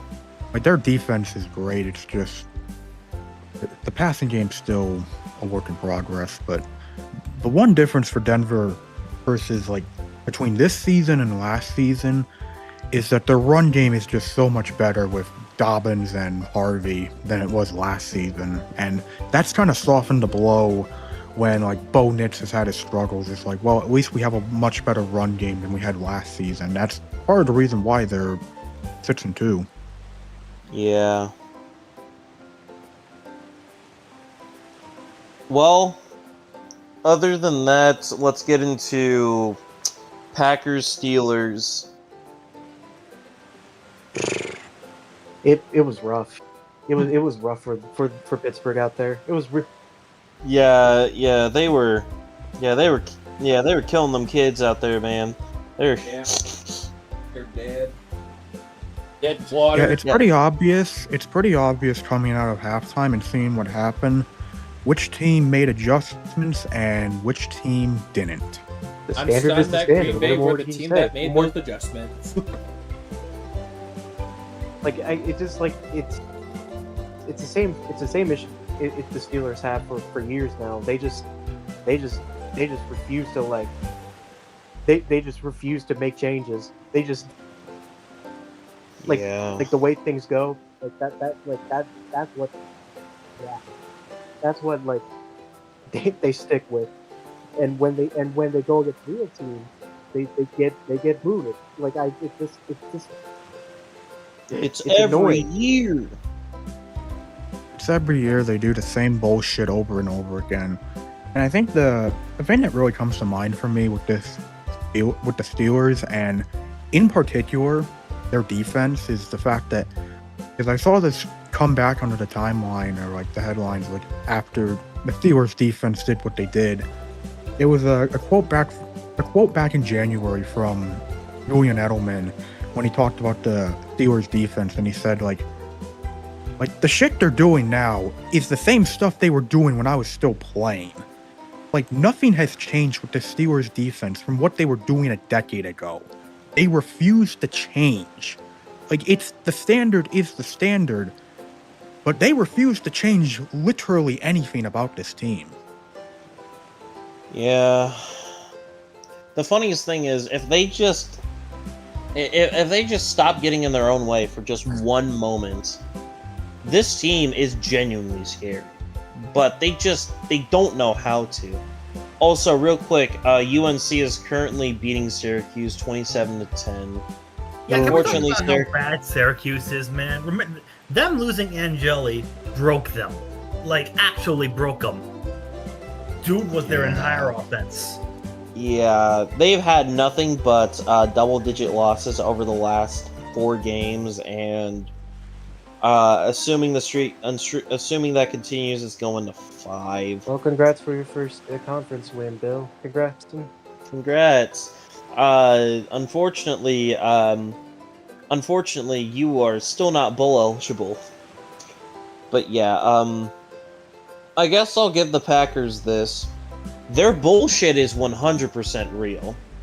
That Tucker Kraft catch, where fucking Jordan Love threw a literal, like, a ball goes in the air, hopefully someone catches it, and then Tucker Kraft goes up and catches it. You know what? Masterful gambit, Green Bay. I knew your bullshit was still there. In all honesty, this was a really good win for Green Bay. But I do want to state this, because I stated this during the during the power rankings. They had a very easy start, outside of the Lions.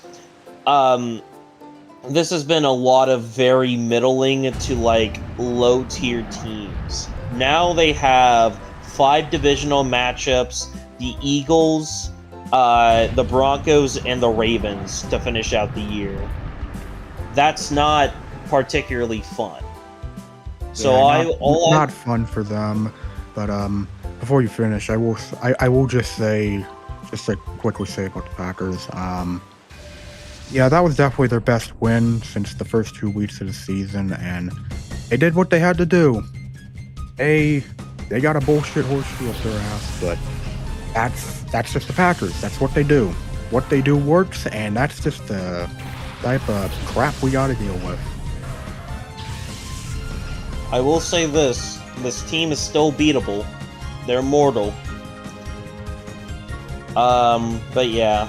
Well, last but not least, a game that everyone wants to talk about, Commanders and Chiefs. And that's it for Commanders and Chiefs, everyone. Me and Nick watched this game.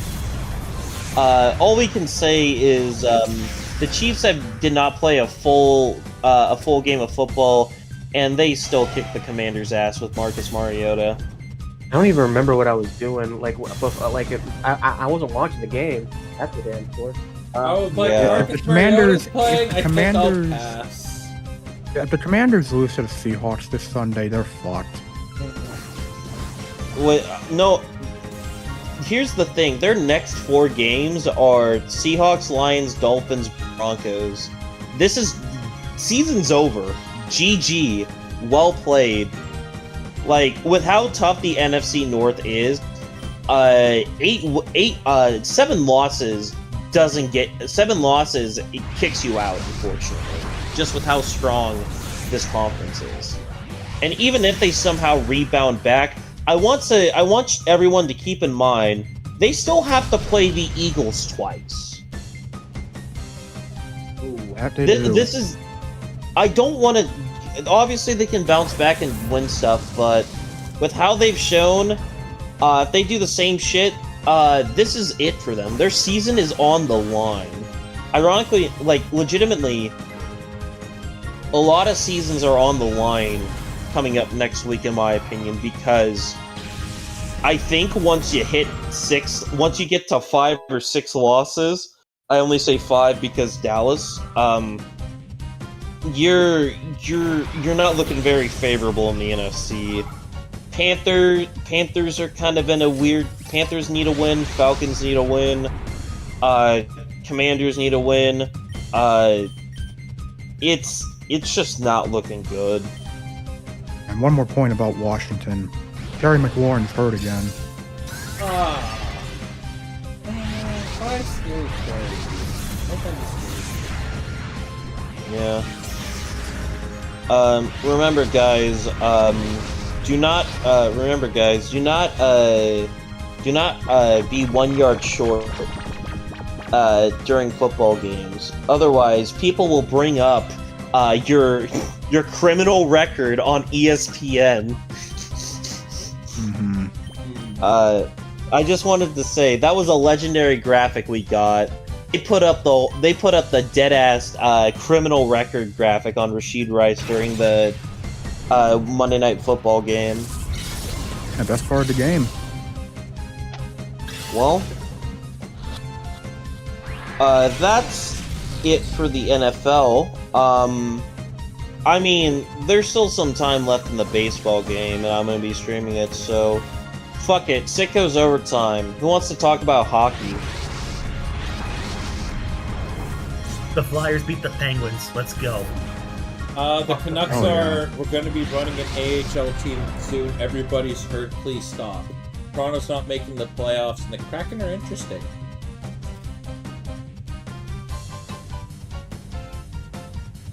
What about the Knights, Nick?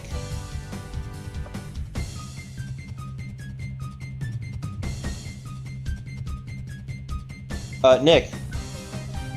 Yeah, I don't know. I mean, Knights are doing fine for what they got to do. It is what it is. I don't really have much to say. It is still October, and I think I'll save my thoughts about hockey for another time.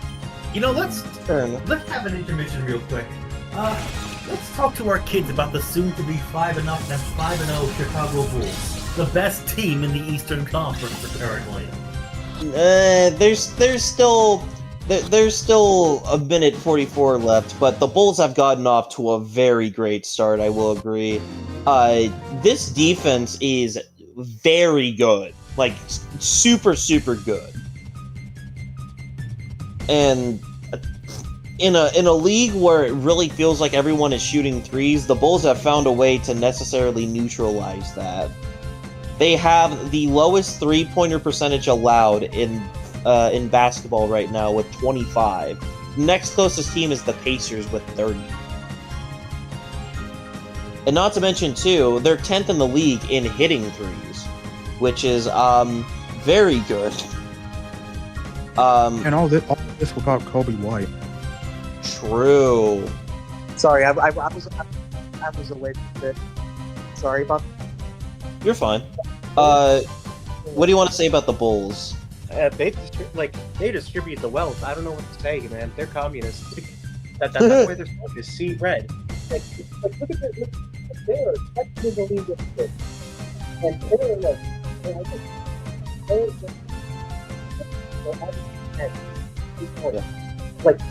like they are not like they love having that run. Yeah. Reason of why they're winning so far. They are an untouched team. They literally win by the power of friendship. It's honestly beautiful. Yeah, fucking. The funniest part about this current game too, Josh Giddey has 32 points and is 2 assists away from a triple double. He's nearly averaging a triple double. I think like a lot of it is because of 8 points, 8 rebounds, and 8 assists. Like he's always like missing those too. But like he's like the top main guy in this lineup, in this roster. And right now, not that far behind. And I believe that he will be like 8 candidates to be most improved players. Again, I want to also give highlight to Kevin Huerter, mostly just because for a guy that's like coming in and doing stuff, he has really just been a guy who's just been coming in and showing out for absolutely no reason. Like he was funny enough. Yeah, you could tell that they enjoy it's really incredible how badly this team screwed up their own postseason window. One of the greatest seasons, arguably the greatest offense in NBA history, and the opening of their first playoff window in 20 years. It's over in a year. Incredible. Beam is not being lit. Oh, I just looked at the Knicks players. 24, 26, 30, 23, 32. They do not want their bench out. They hate their bench. That's Tom Thibodeau, baby. That's Tom Thibodeau brand basketball. Like, they will grind them to the bone. That's Yeah. That is They have three guards and 2 forwards in the game. They don't have a single fucking center out on the field. Yeah, I mean, honestly, like, I think, so going back to the Bulls, I do think a lot of it is also, and this goes back to really how they ended the year last year, because I know that loss against Miami was pretty bad in the play-in, but in terms of, like, regular season, they end the season playing very good basketball, and something that I've noticed with that team and this team currently, the bench and really the depth on this team for the Bulls has just gotten so much stronger. Like, there is a lot of guys on this team that you can expect to go out there and do what they gotta do. Like, you know, we already mentioned Kevin Herterer, who's been great off the bench, Io as well. Like, Jalen Smith's doing what he's got to do. Patrick Williams has taken some tweets very personally, and he's doing what he's got to do out there. Look, man. As long as he's just positiving on the field, I do not care what points, rebounds, assists, steals, blocks. I do not care what he gets. If he's just plus 20 or plus 1, I am fine with him being out there. If I see him in the negative, I will yell mean things at him.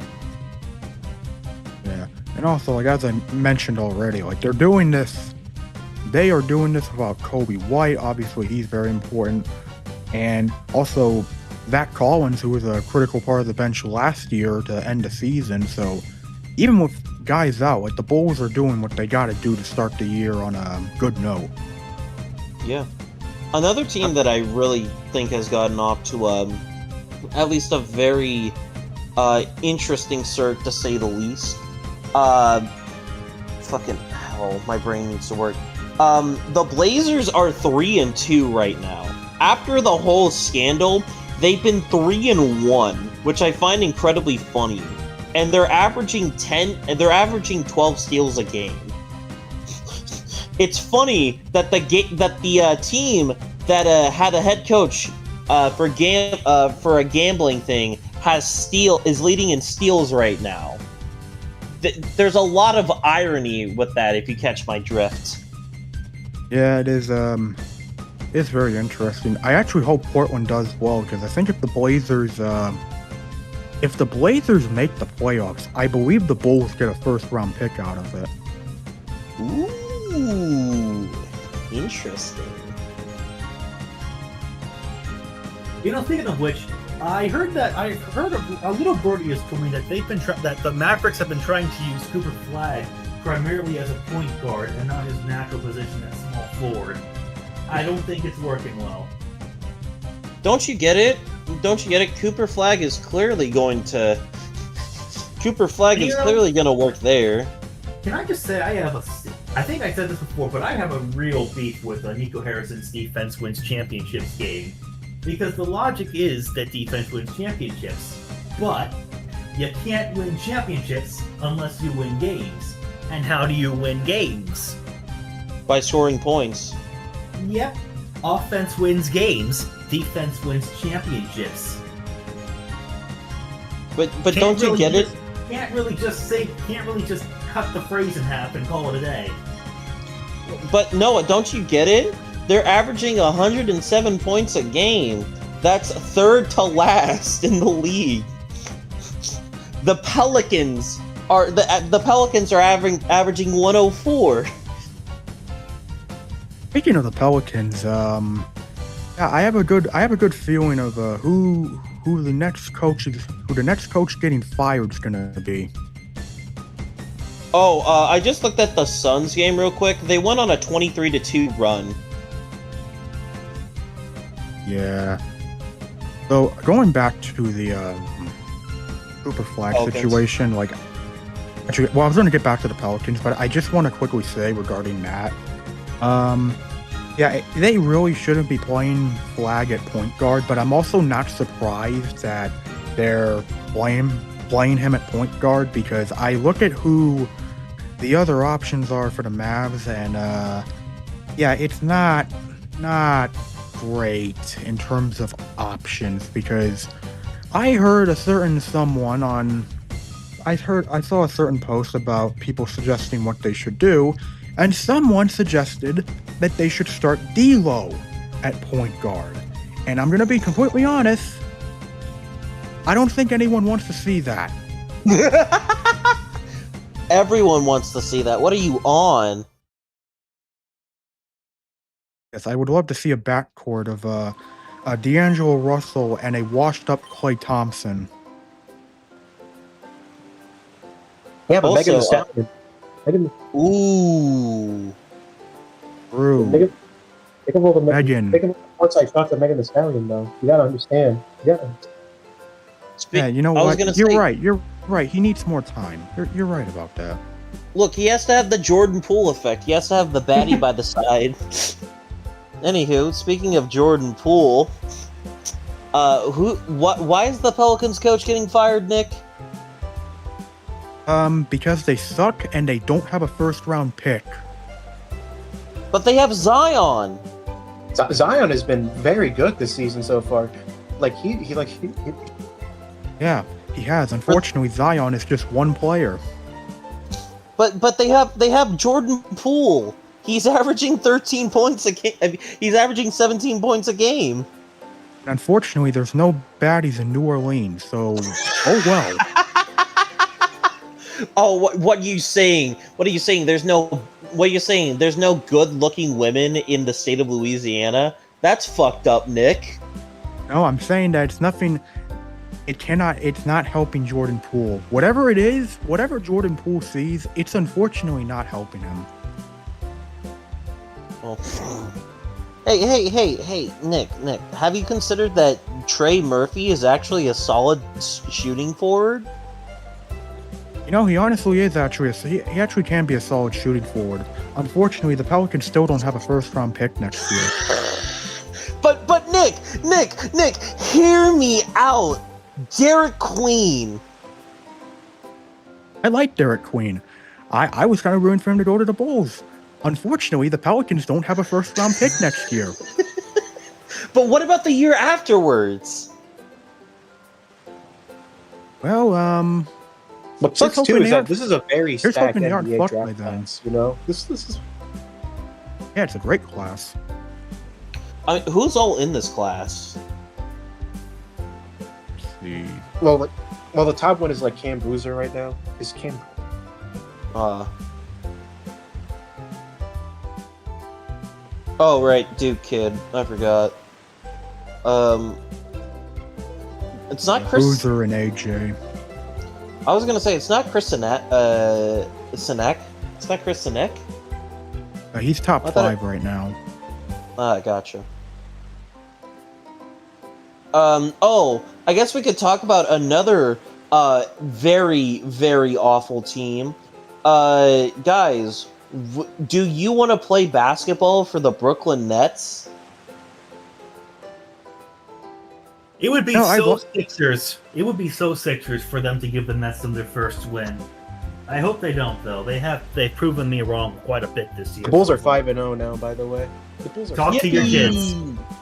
Yeah, I mean, I say about what we talked about what teams the Pelicans should do, but honestly, it's maybe they should take notes from the Brooklyn Nets. But you know who else they should be taking notes from right now? They should be taking notes from the Indiana Pacers. The Bulls have this is the first 5-0 season since the days of Jordan. This is the first this is incredible. This is crazy. I didn't know. Yeah, it was the 96-97 season. They have not been 5-0 since then. Huh. Interesting. Sasaki's out of control. I think the Jays might have a chance. Yep. Well, guys, This is the part of the episode where we're just gonna commentate baseball for the rest of the time, because there's one more inning. Well, guys, it's currently 2-2, no outs in the bottom of the 8th. It is 3-1 Dodgers. Sasaki with the pitch. He hits it. It's gonna sneak by, and it's gonna be a first base hit.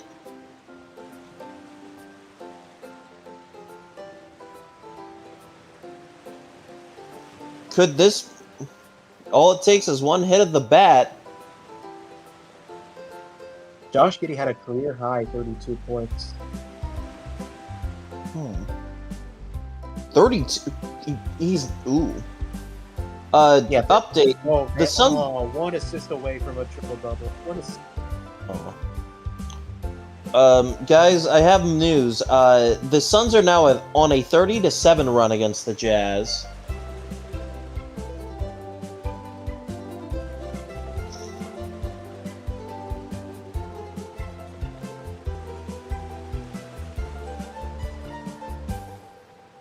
The crowd is also very loud in Toronto, but that's like wondering why the house isn't on fire. Because it's that dumb of a question. Also, I love how at this current moment in time, Memphis would have 2 top 10 picks. Yeah, what would they probably blow it on though? I don't know.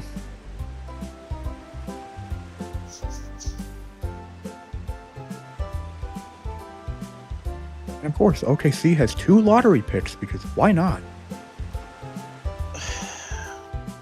Can we take away their drafting rights, please? Like, can they get into a scandal? Respectfully, I mean. I think the true situation here is that we need to the LA Clippers have committed a lot of sins, and they should be judged for the sins that they have committed. What's your favorite? What's your favorite of the sins? Let's see. What the hell? Let's see. Let's scroll through this because there's like a billion sins on this list. You know what? I don't know. The Clippers are just whatever. It So doesn't many matter. sins. It doesn't matter. This is the Clippers we're talking about. It does not matter. So many sins. And it is going to be caught, and he's going to stay at first. Tennis racket.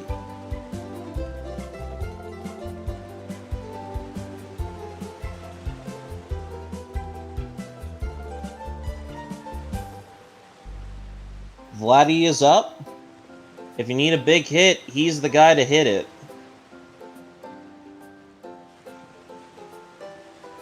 Putting Sasaki in the 8th? That's kind of wild. That's kind of... They might have a lot of faith in him. Also, not a lot of faith in the rest of the bullpen.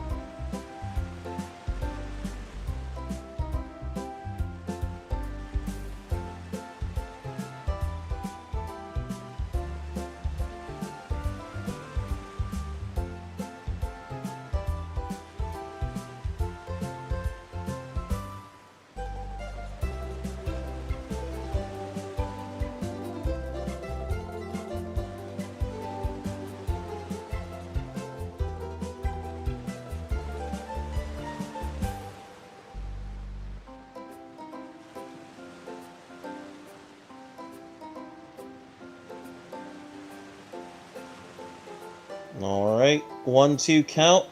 The pitch. They're going to call that a ball. A very low ball.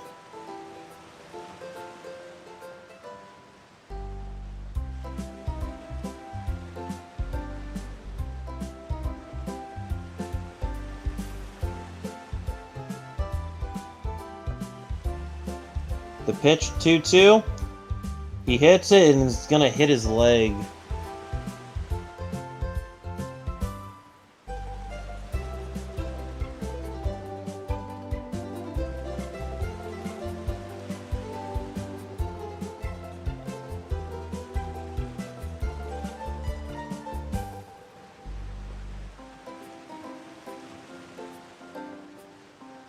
Ooh, it didn't hit him. 3-2, 1 out.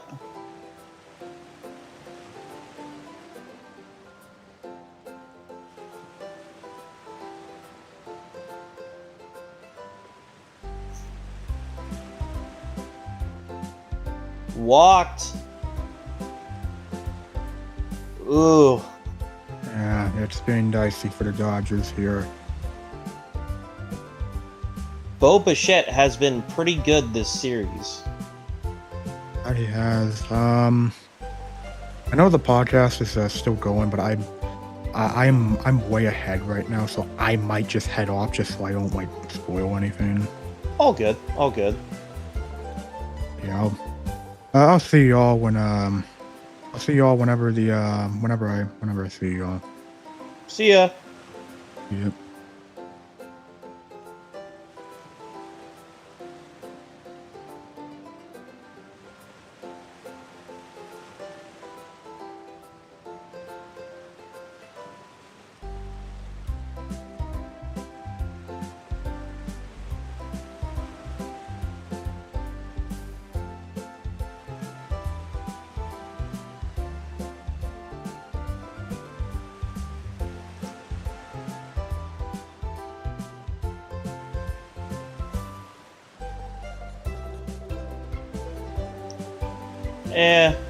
I bet. There's worse situations to be in.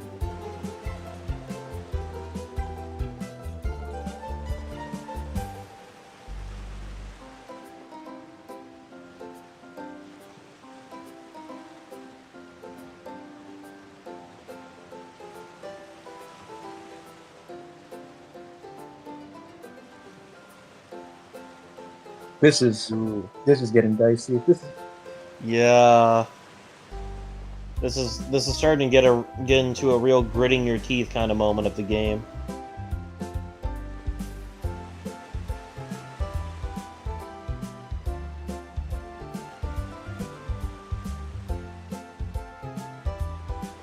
That was a nice swing. Fortunately, he didn't lead anywhere.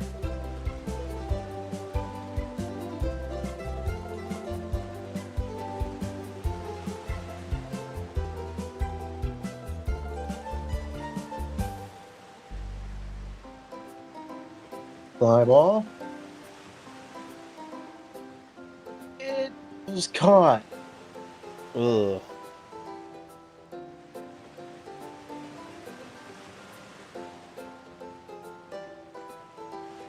Far shows up.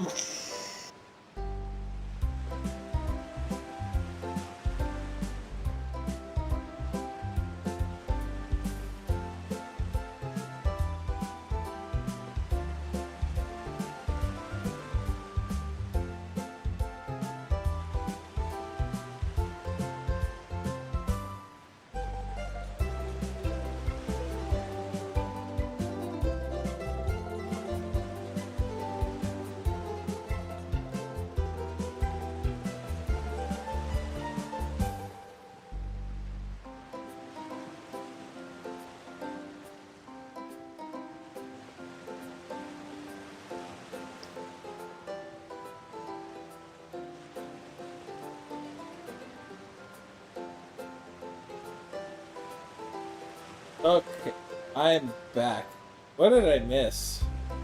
We're gonna finish the. I just said we're probably gonna finish the podcast once the game is up, since it's bottom of the 8th and gonna get to the 9th.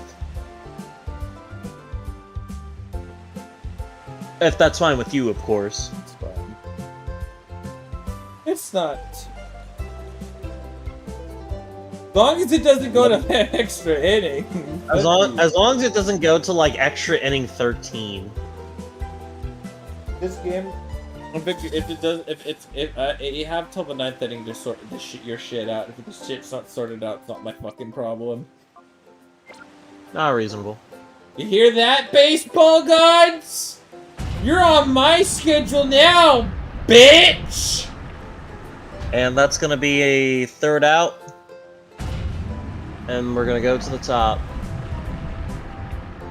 What if we don't? Have you ever thought of just not going to the top, but to the bottom instead? I think people have tried. Unfortunately, I don't know if that works for them. Anyways, don't forget to participate in everybody's favorite show, Silly Songs with Squidtard Sports, the part of the show where Squidtard comes out and sings a silly song. Don't forget to say that. Don't forget to say that you love your mother, even if you don't. Also, watch the sequel to The Clowns so far, FSU. If there's gonna be we're gonna see how they finish the season, but if they don't win a conference game, but like beat fucking Florida, that's gonna be very funny to me. Make them chuckle. It's gonna give me a little bit of a tee hee ha ha, a little bit of a you know. Oh yeah, Luke. I meant to ask you. Did you end up watching more of Smiling Friends yet? No. Ah. My ADD takes me everywhere there, down, up, left, right, B, plus, jump, duck, throwing a fucking rock at someone's glass house and then running away. You know, my tism knows no bounds. Like, for example, today my tism said, "Hey, bitch, go watch Star Wars Episode 3. And I'm like, the 2.5 hour version's like, "Nah, fuck that shit. You're watching the 5-hour one." I'm like, alright. So I watched the 5-hour Was the 5-hour one good? Was it good? It is. The 5-hour one, of course, is good. Right, Because it's but 5 hours. Featuring... okay, but is it good? Yeah, what wouldn't it be? Is it good only because it's 5 hours, or is it good because it's 5 hours? It's more of like, you know, when you do a big essay, like, for example, you finish the Clone Wars, you've watched all the Clone Wars, right? It's like a nice, juicy little reward for finishing the Clone Wars. And the fact, like, the last 4 episodes, I love how they masterfully intertwine with Episode 3. And there's just a bunch of other stuff too, like there's the 2003 extended of the Clone Wars 2 that was used in it, and then you had stuff from like the Bad Batch, and then like the extended Order 66 scene. So, you know, overall, I mean, I gotta say I'm pretty satisfied with watching, you know, 5 hours worth of Star Wars, and I did forget, you did say you were gonna watch the Clone Wars during Thursday Night Football, which I respect. I watched the Season 5 Darth Maul arc, and I was like, oh, this arc is just so fucking good. It's a sin how good that fucking arc is. It is... Oh! Like the sad thing is, like, you can't just, like, alright, Luke, what episode is it? Episode 1 of Season 5. And then it's, like, episode 17, episode 18, 19, and 20 as well? Like, you can't just watch that. You have to watch, like, you have to watch some stuff in, like, Season 3, and then to understand, like, the Season 3 stuff, you have to watch, like, the early episodes of Star Wars and of the Clone Wars. Oh, man, just watching all of it. My only gripe was the person who edited it. The last scene of the Clone Wars should have not been the last scene of the movie. It still should have been when Luke and Leia, when you hand Luke to Lars and Beru on Tatooine, like the final scene, because that just to me transitions. Because Luke Skywalker was a New Hope in sort of that aspect, but I'm like, whatever. I still enjoyed it. It's just my one gripe is that it should have been that. Don't get me wrong. The final scene in the Clone Wars, very powerful as the destroyed Venator and the graveyard markings of the clones that died on the Venator during the crash was very significant, and holding Ahsoka's lightsaber in which she's giving, you know, Darth Vader thoughts of that she did die, that she given a thought that, oh, she died. even though she didn't. I don't know. Just little gripey dudes. If you were to do a final scene, you just use Ahsoka from Tales of a Jedi when she fought the Inquisitor. That should have been the final scene. Because it showed Ahsoka that she needs to push forward, but you know. Look, I am very glad you told me that, because I am now feeling so much more vindicated in saying that Star Wars doesn't make sense if you don't know dick about it. I played the Lego games, and that's it. Yeah, you have no idea what I am saying. I mean, it's still No, episode, I like kinda 50% of it is still episode 3. Like, Oh, no. Hello. Like, 50% of it, it's still episode 3 is still, like, 50% of it. Don't get me wrong. Right? Like, it's still there, but my tisms love how the Clone Wars dances. We got to see the goofy 2003 Clone Wars series. That whole series is just fucking goofy. And I like what they did when one of the parts where Ahsoka was in the Venator, when she was in the Venator, overseeing the final little bit that was there. Just intertwining with when Mace Windu was fighting fighting Darth Sidious, and that whole scene just intertwining, just back to the Clone Wars, back to here, back to this, back to here, back to this, because she's sensing Anakin's struggle. I thought that was all cool. I like Star Wars. I'm a Star Wars fan through and through. I do enjoy the arts that Star Wars does, and it's both whimsical and fun. And everybody, we just need to enjoy what the Star Wars is, and just try not to pay too much attention to whatever the fuck the Acolyte was. And just watch Don't watch the Acolyte. Acolyte. Did you know I haven't watched all of it. I've tried. I can't get past episode 3. How do you make witches not witches?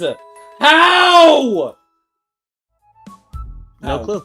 How do you make witches not witches? How? You made a liberal arts project. You didn't make witches. Where's the visual effects? What the fucking fuck? Anyways, that concludes my rant on. Oh. Alright, can Roki Sasuke, the guy that's like, man, I was really close to going to Toronto, can he lock it down for another inning? Or, I mean, you got batters 6 through 9, can they do it? I mean, if 2 can get on, and you got George Springer, he does hit bombs. I think it's gonna be 4 through 5. I think it's gonna be 5 through 8. Actually, that's up. They're gonna have to rely on their later half. It's 6, 7, and 8. Gotcha. Those are the batters that are due up. Because I'm looking at the MLB. I'm on the MLB. I'm not looking at the game, but I'm looking at the game cast because I'm not watching this shit. I don't want to watch this shit. I just refuse. But yeah, again, I'm a big Star Wars nerd. I'm so fucking mad at the Acolyte for being as abysmal as it is. I like the first 2 episodes.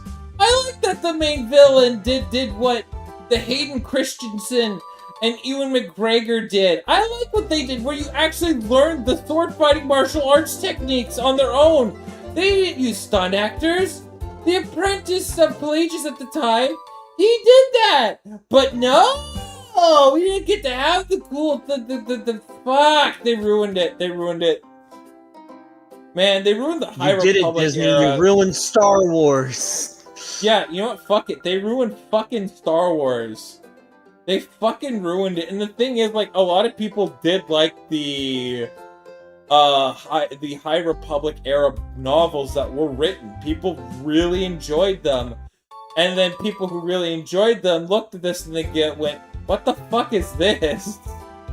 They literally, they looked at it and they go, "What did they fucking do?" Because again, there's a lot of favorite characters that, oops, they killed off. And man, did you think that Star Wars would learn their fucking lesson by you don't kill off people's favorite fucking characters? How do you not? Oh, all right. I see. Wow, my brain's just sorry. It's my schizophrenia acting up again. But like, no, you think they didn't learn their lesson from 7, 8, and 9 on you don't kill your people's favorite fucking characters. You shouldn't fucking do that. And what did they do? They killed people's favorite characters from the books. Overall, please go to the Old Republic and please please just have Dave Filoni do with the Old Republic because it'd be fun. Just let's have fun. Let's have the Jedi have like Jedi and Sith have like borderline superhero superpowers. Because good lord, the Old Republic is fun. Ugh. Kirk. Sorry, that's my rant of Star Wars. That's my rant. Does Kirk have one in him?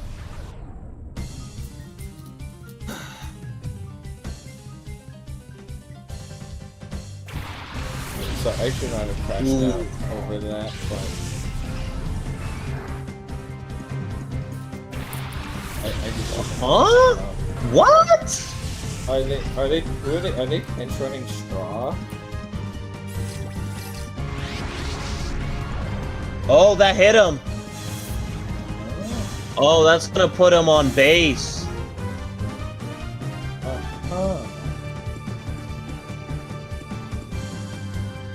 Oh, that. Ruh-roh.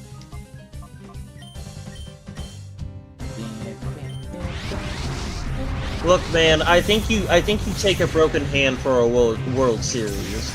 It hurts like a bitch right now, but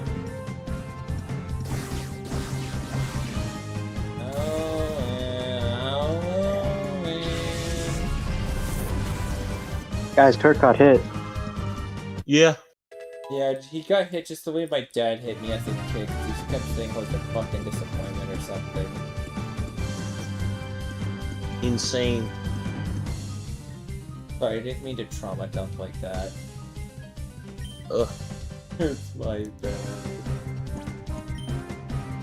I think I'm sorry. I should. You know, sometimes boat goes vintage and vintage goes boat. Addison Barger. You know, sometimes life it's really hard to not become a Tyrannosaurus Rex.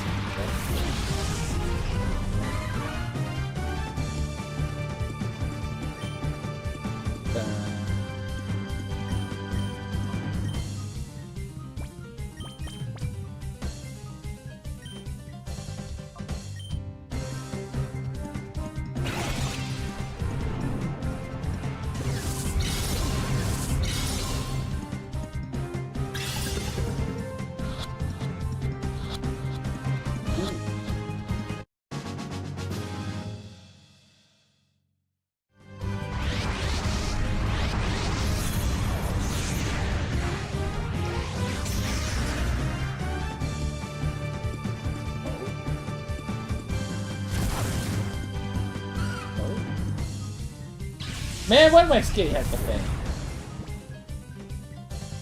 Why did you do that? Oh.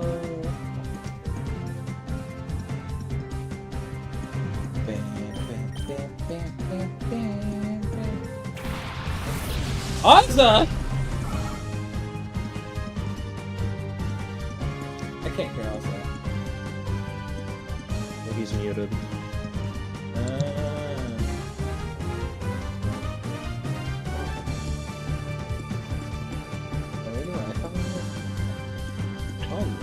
Hello? Hello. Hello? Hello? Hi. Hello. Okay, yeah, no, I figured out. I didn't press. Hi. Okay, Yeah, just hear know, you. if you know anything, don't say it. If you know anything, don't say it. This just as No, I have my real app. Just as a It heads dropped. up. Oh, that's a That's a ground rule double. Oh, it dropped. Oh, they're not It's gonna a pick it win. up. Oh God. They might have fucked it up. What's gonna be the call? Oh, inside the park home run. Wow. Well, I think they Need to could have review it. gotten the ball. They could have gotten the ball. They were trying to say that it was wedged, but like you can get that out. You can't I think review they gotta review that. it. They gotta check the cams here. Is that reviewable? Really? Is that reviewable? No, it's not. I mean, it's bullshit, but That's not reviewable. That's a deep fucking shot. Wait, are you a Mariners fan or a Blue Jays fan? Mariners, man. I forgot. It's been a while. Mariners. Mariners. I have not watched any of the World Bro, Series. I've not watched I the cried lick when of they it. lost, man. I cried. I Why? had my hat Just- on. Just make the play. That's not pinned. see. You can Is this pick that up. reviewable? If this needs to be reviewable. I think they're challenging it. I think they're challenging it. I really do think you could have just grabbed that ball. You could have just grabbed Not that in- ball. I think. Yeah, I think it's grabbable, but I don't think it's about that. Was it stuck? Did it roll out? I think they're gonna look if it rolled out, and to be honest, it makes sense. Be like, all right, is it stuck? It's immovable. Then yeah, it's Man, the ground if rule they did- double. Imagine if they Yeah, fucking it's tied off. whatever. Either way, If they're they still got- two if they- out. If the Dodgers lost because of like a simple communication play, like no matter what, if it's stuck, get It them hit through the ground everything. and then got in. So like they could have still made a play. I don't know. I don't know if that's the right. They're pulling Sasaki. They're pulling him out. Ugh, I get it. Yeah, it's the right call. Time for Oh, glass now. oh. Tyler That's Glass now. funny. Okay. Tyler glasses wears glasses now. Well, what are you using to watch the game? I'm just What- Taegan streaming it. Just watch his. I am keeping my mouth shut. I know. I am watching just the MLB game day thing, and that's like live TV. They are. Oh. I know. no. I know what My they'll phone's find charging out in in about another 2.5 room. I'm minutes, actually and I'm watching keeping what I got in quiet front of me. about it. So. Dude, like I genuinely, Okay, yeah. I, dude, the Blue Jays. Oh my God, they're gonna have another Joe Carter. They're gonna have another Joe Carter situation. Oh no. I mean, you got. If they do rule it a ground rule double, I think they did rule it. You got two It's on. not over. As long as you don't get into a double play, you're gonna have Springer hit, which is you're gonna They're have probably to gonna face intentionally Springer. no. If and even that- if not, you still have to face Springer.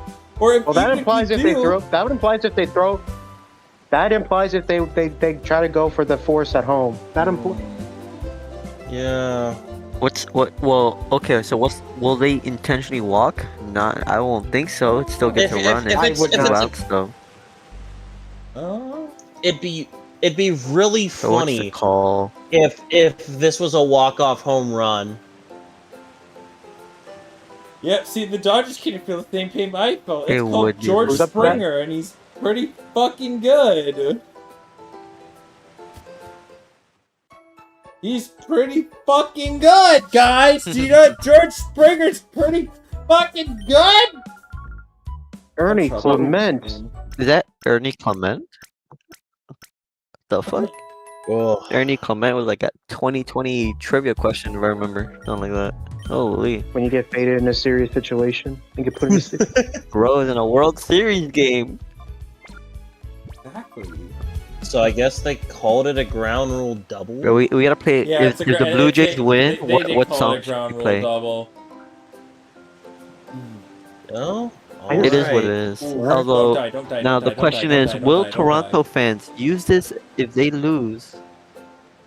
All I gotta run it 1 for 7 with runners and score. Jesus Christ. All That's it takes awful. is a base hit, and it might score 2. Oh, he popped it up. That. Oh. popped. That's awful. They're gonna intentionally walk now. Ouch. I would walk next. I would personally. have just taken the first pitch.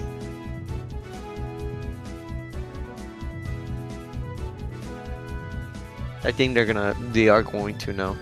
They're gonna just, but it's gonna be a simple strike. I think last now will play like that. Andres Mind game. Jimenez. Jesus Christ, that's not a good. Oh. What, bro? Last Okay, now, I D's not gonna hit saw first Talking pitch. Baseball's play. First strike. I don't think that should have been a ground rule double. They should have fished it. You could have fished it out of there. That's bullshit. You could have fished it out of there. Oh! Oh, he saved. I don't know. I do not know. I think he was off the bag.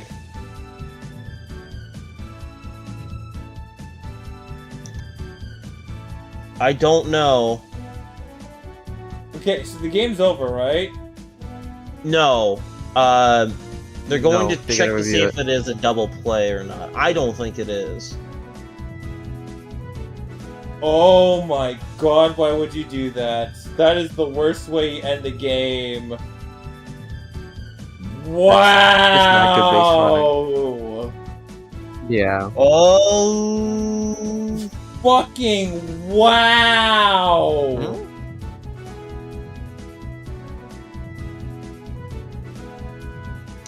Yeah, he's out. He's way out. Wow. We're going to game 7, I just guys. saw that. Yeah, that's game over. Damn, Blue Jays! Well, you know what? Who's ready for another Game 7 heartbreak in Toronto? I hope it happens because fuck you. Although, They got hoed out, dude. To be fair, Gary Bettman. Yeah, Gary Bettman. next time let's not go. Next time let's not go 1-8 with runners in scoring position. That is awful. Literally Game 7, had we don't more want hits. I'm looking at the stats. Don't More let hits than the this Dodgers. game How do you go to fuck extra this up? innings. Anyways, game is going to something. Anyways, blah blah blah blah blah blah blah. Happy Halloween. Hopefully, you don't find fucking Geno Smith interception highlights in your candy bag. That would just be not the result anybody would want. But anyways, we will Look see at my you. bucket, and I see a pipe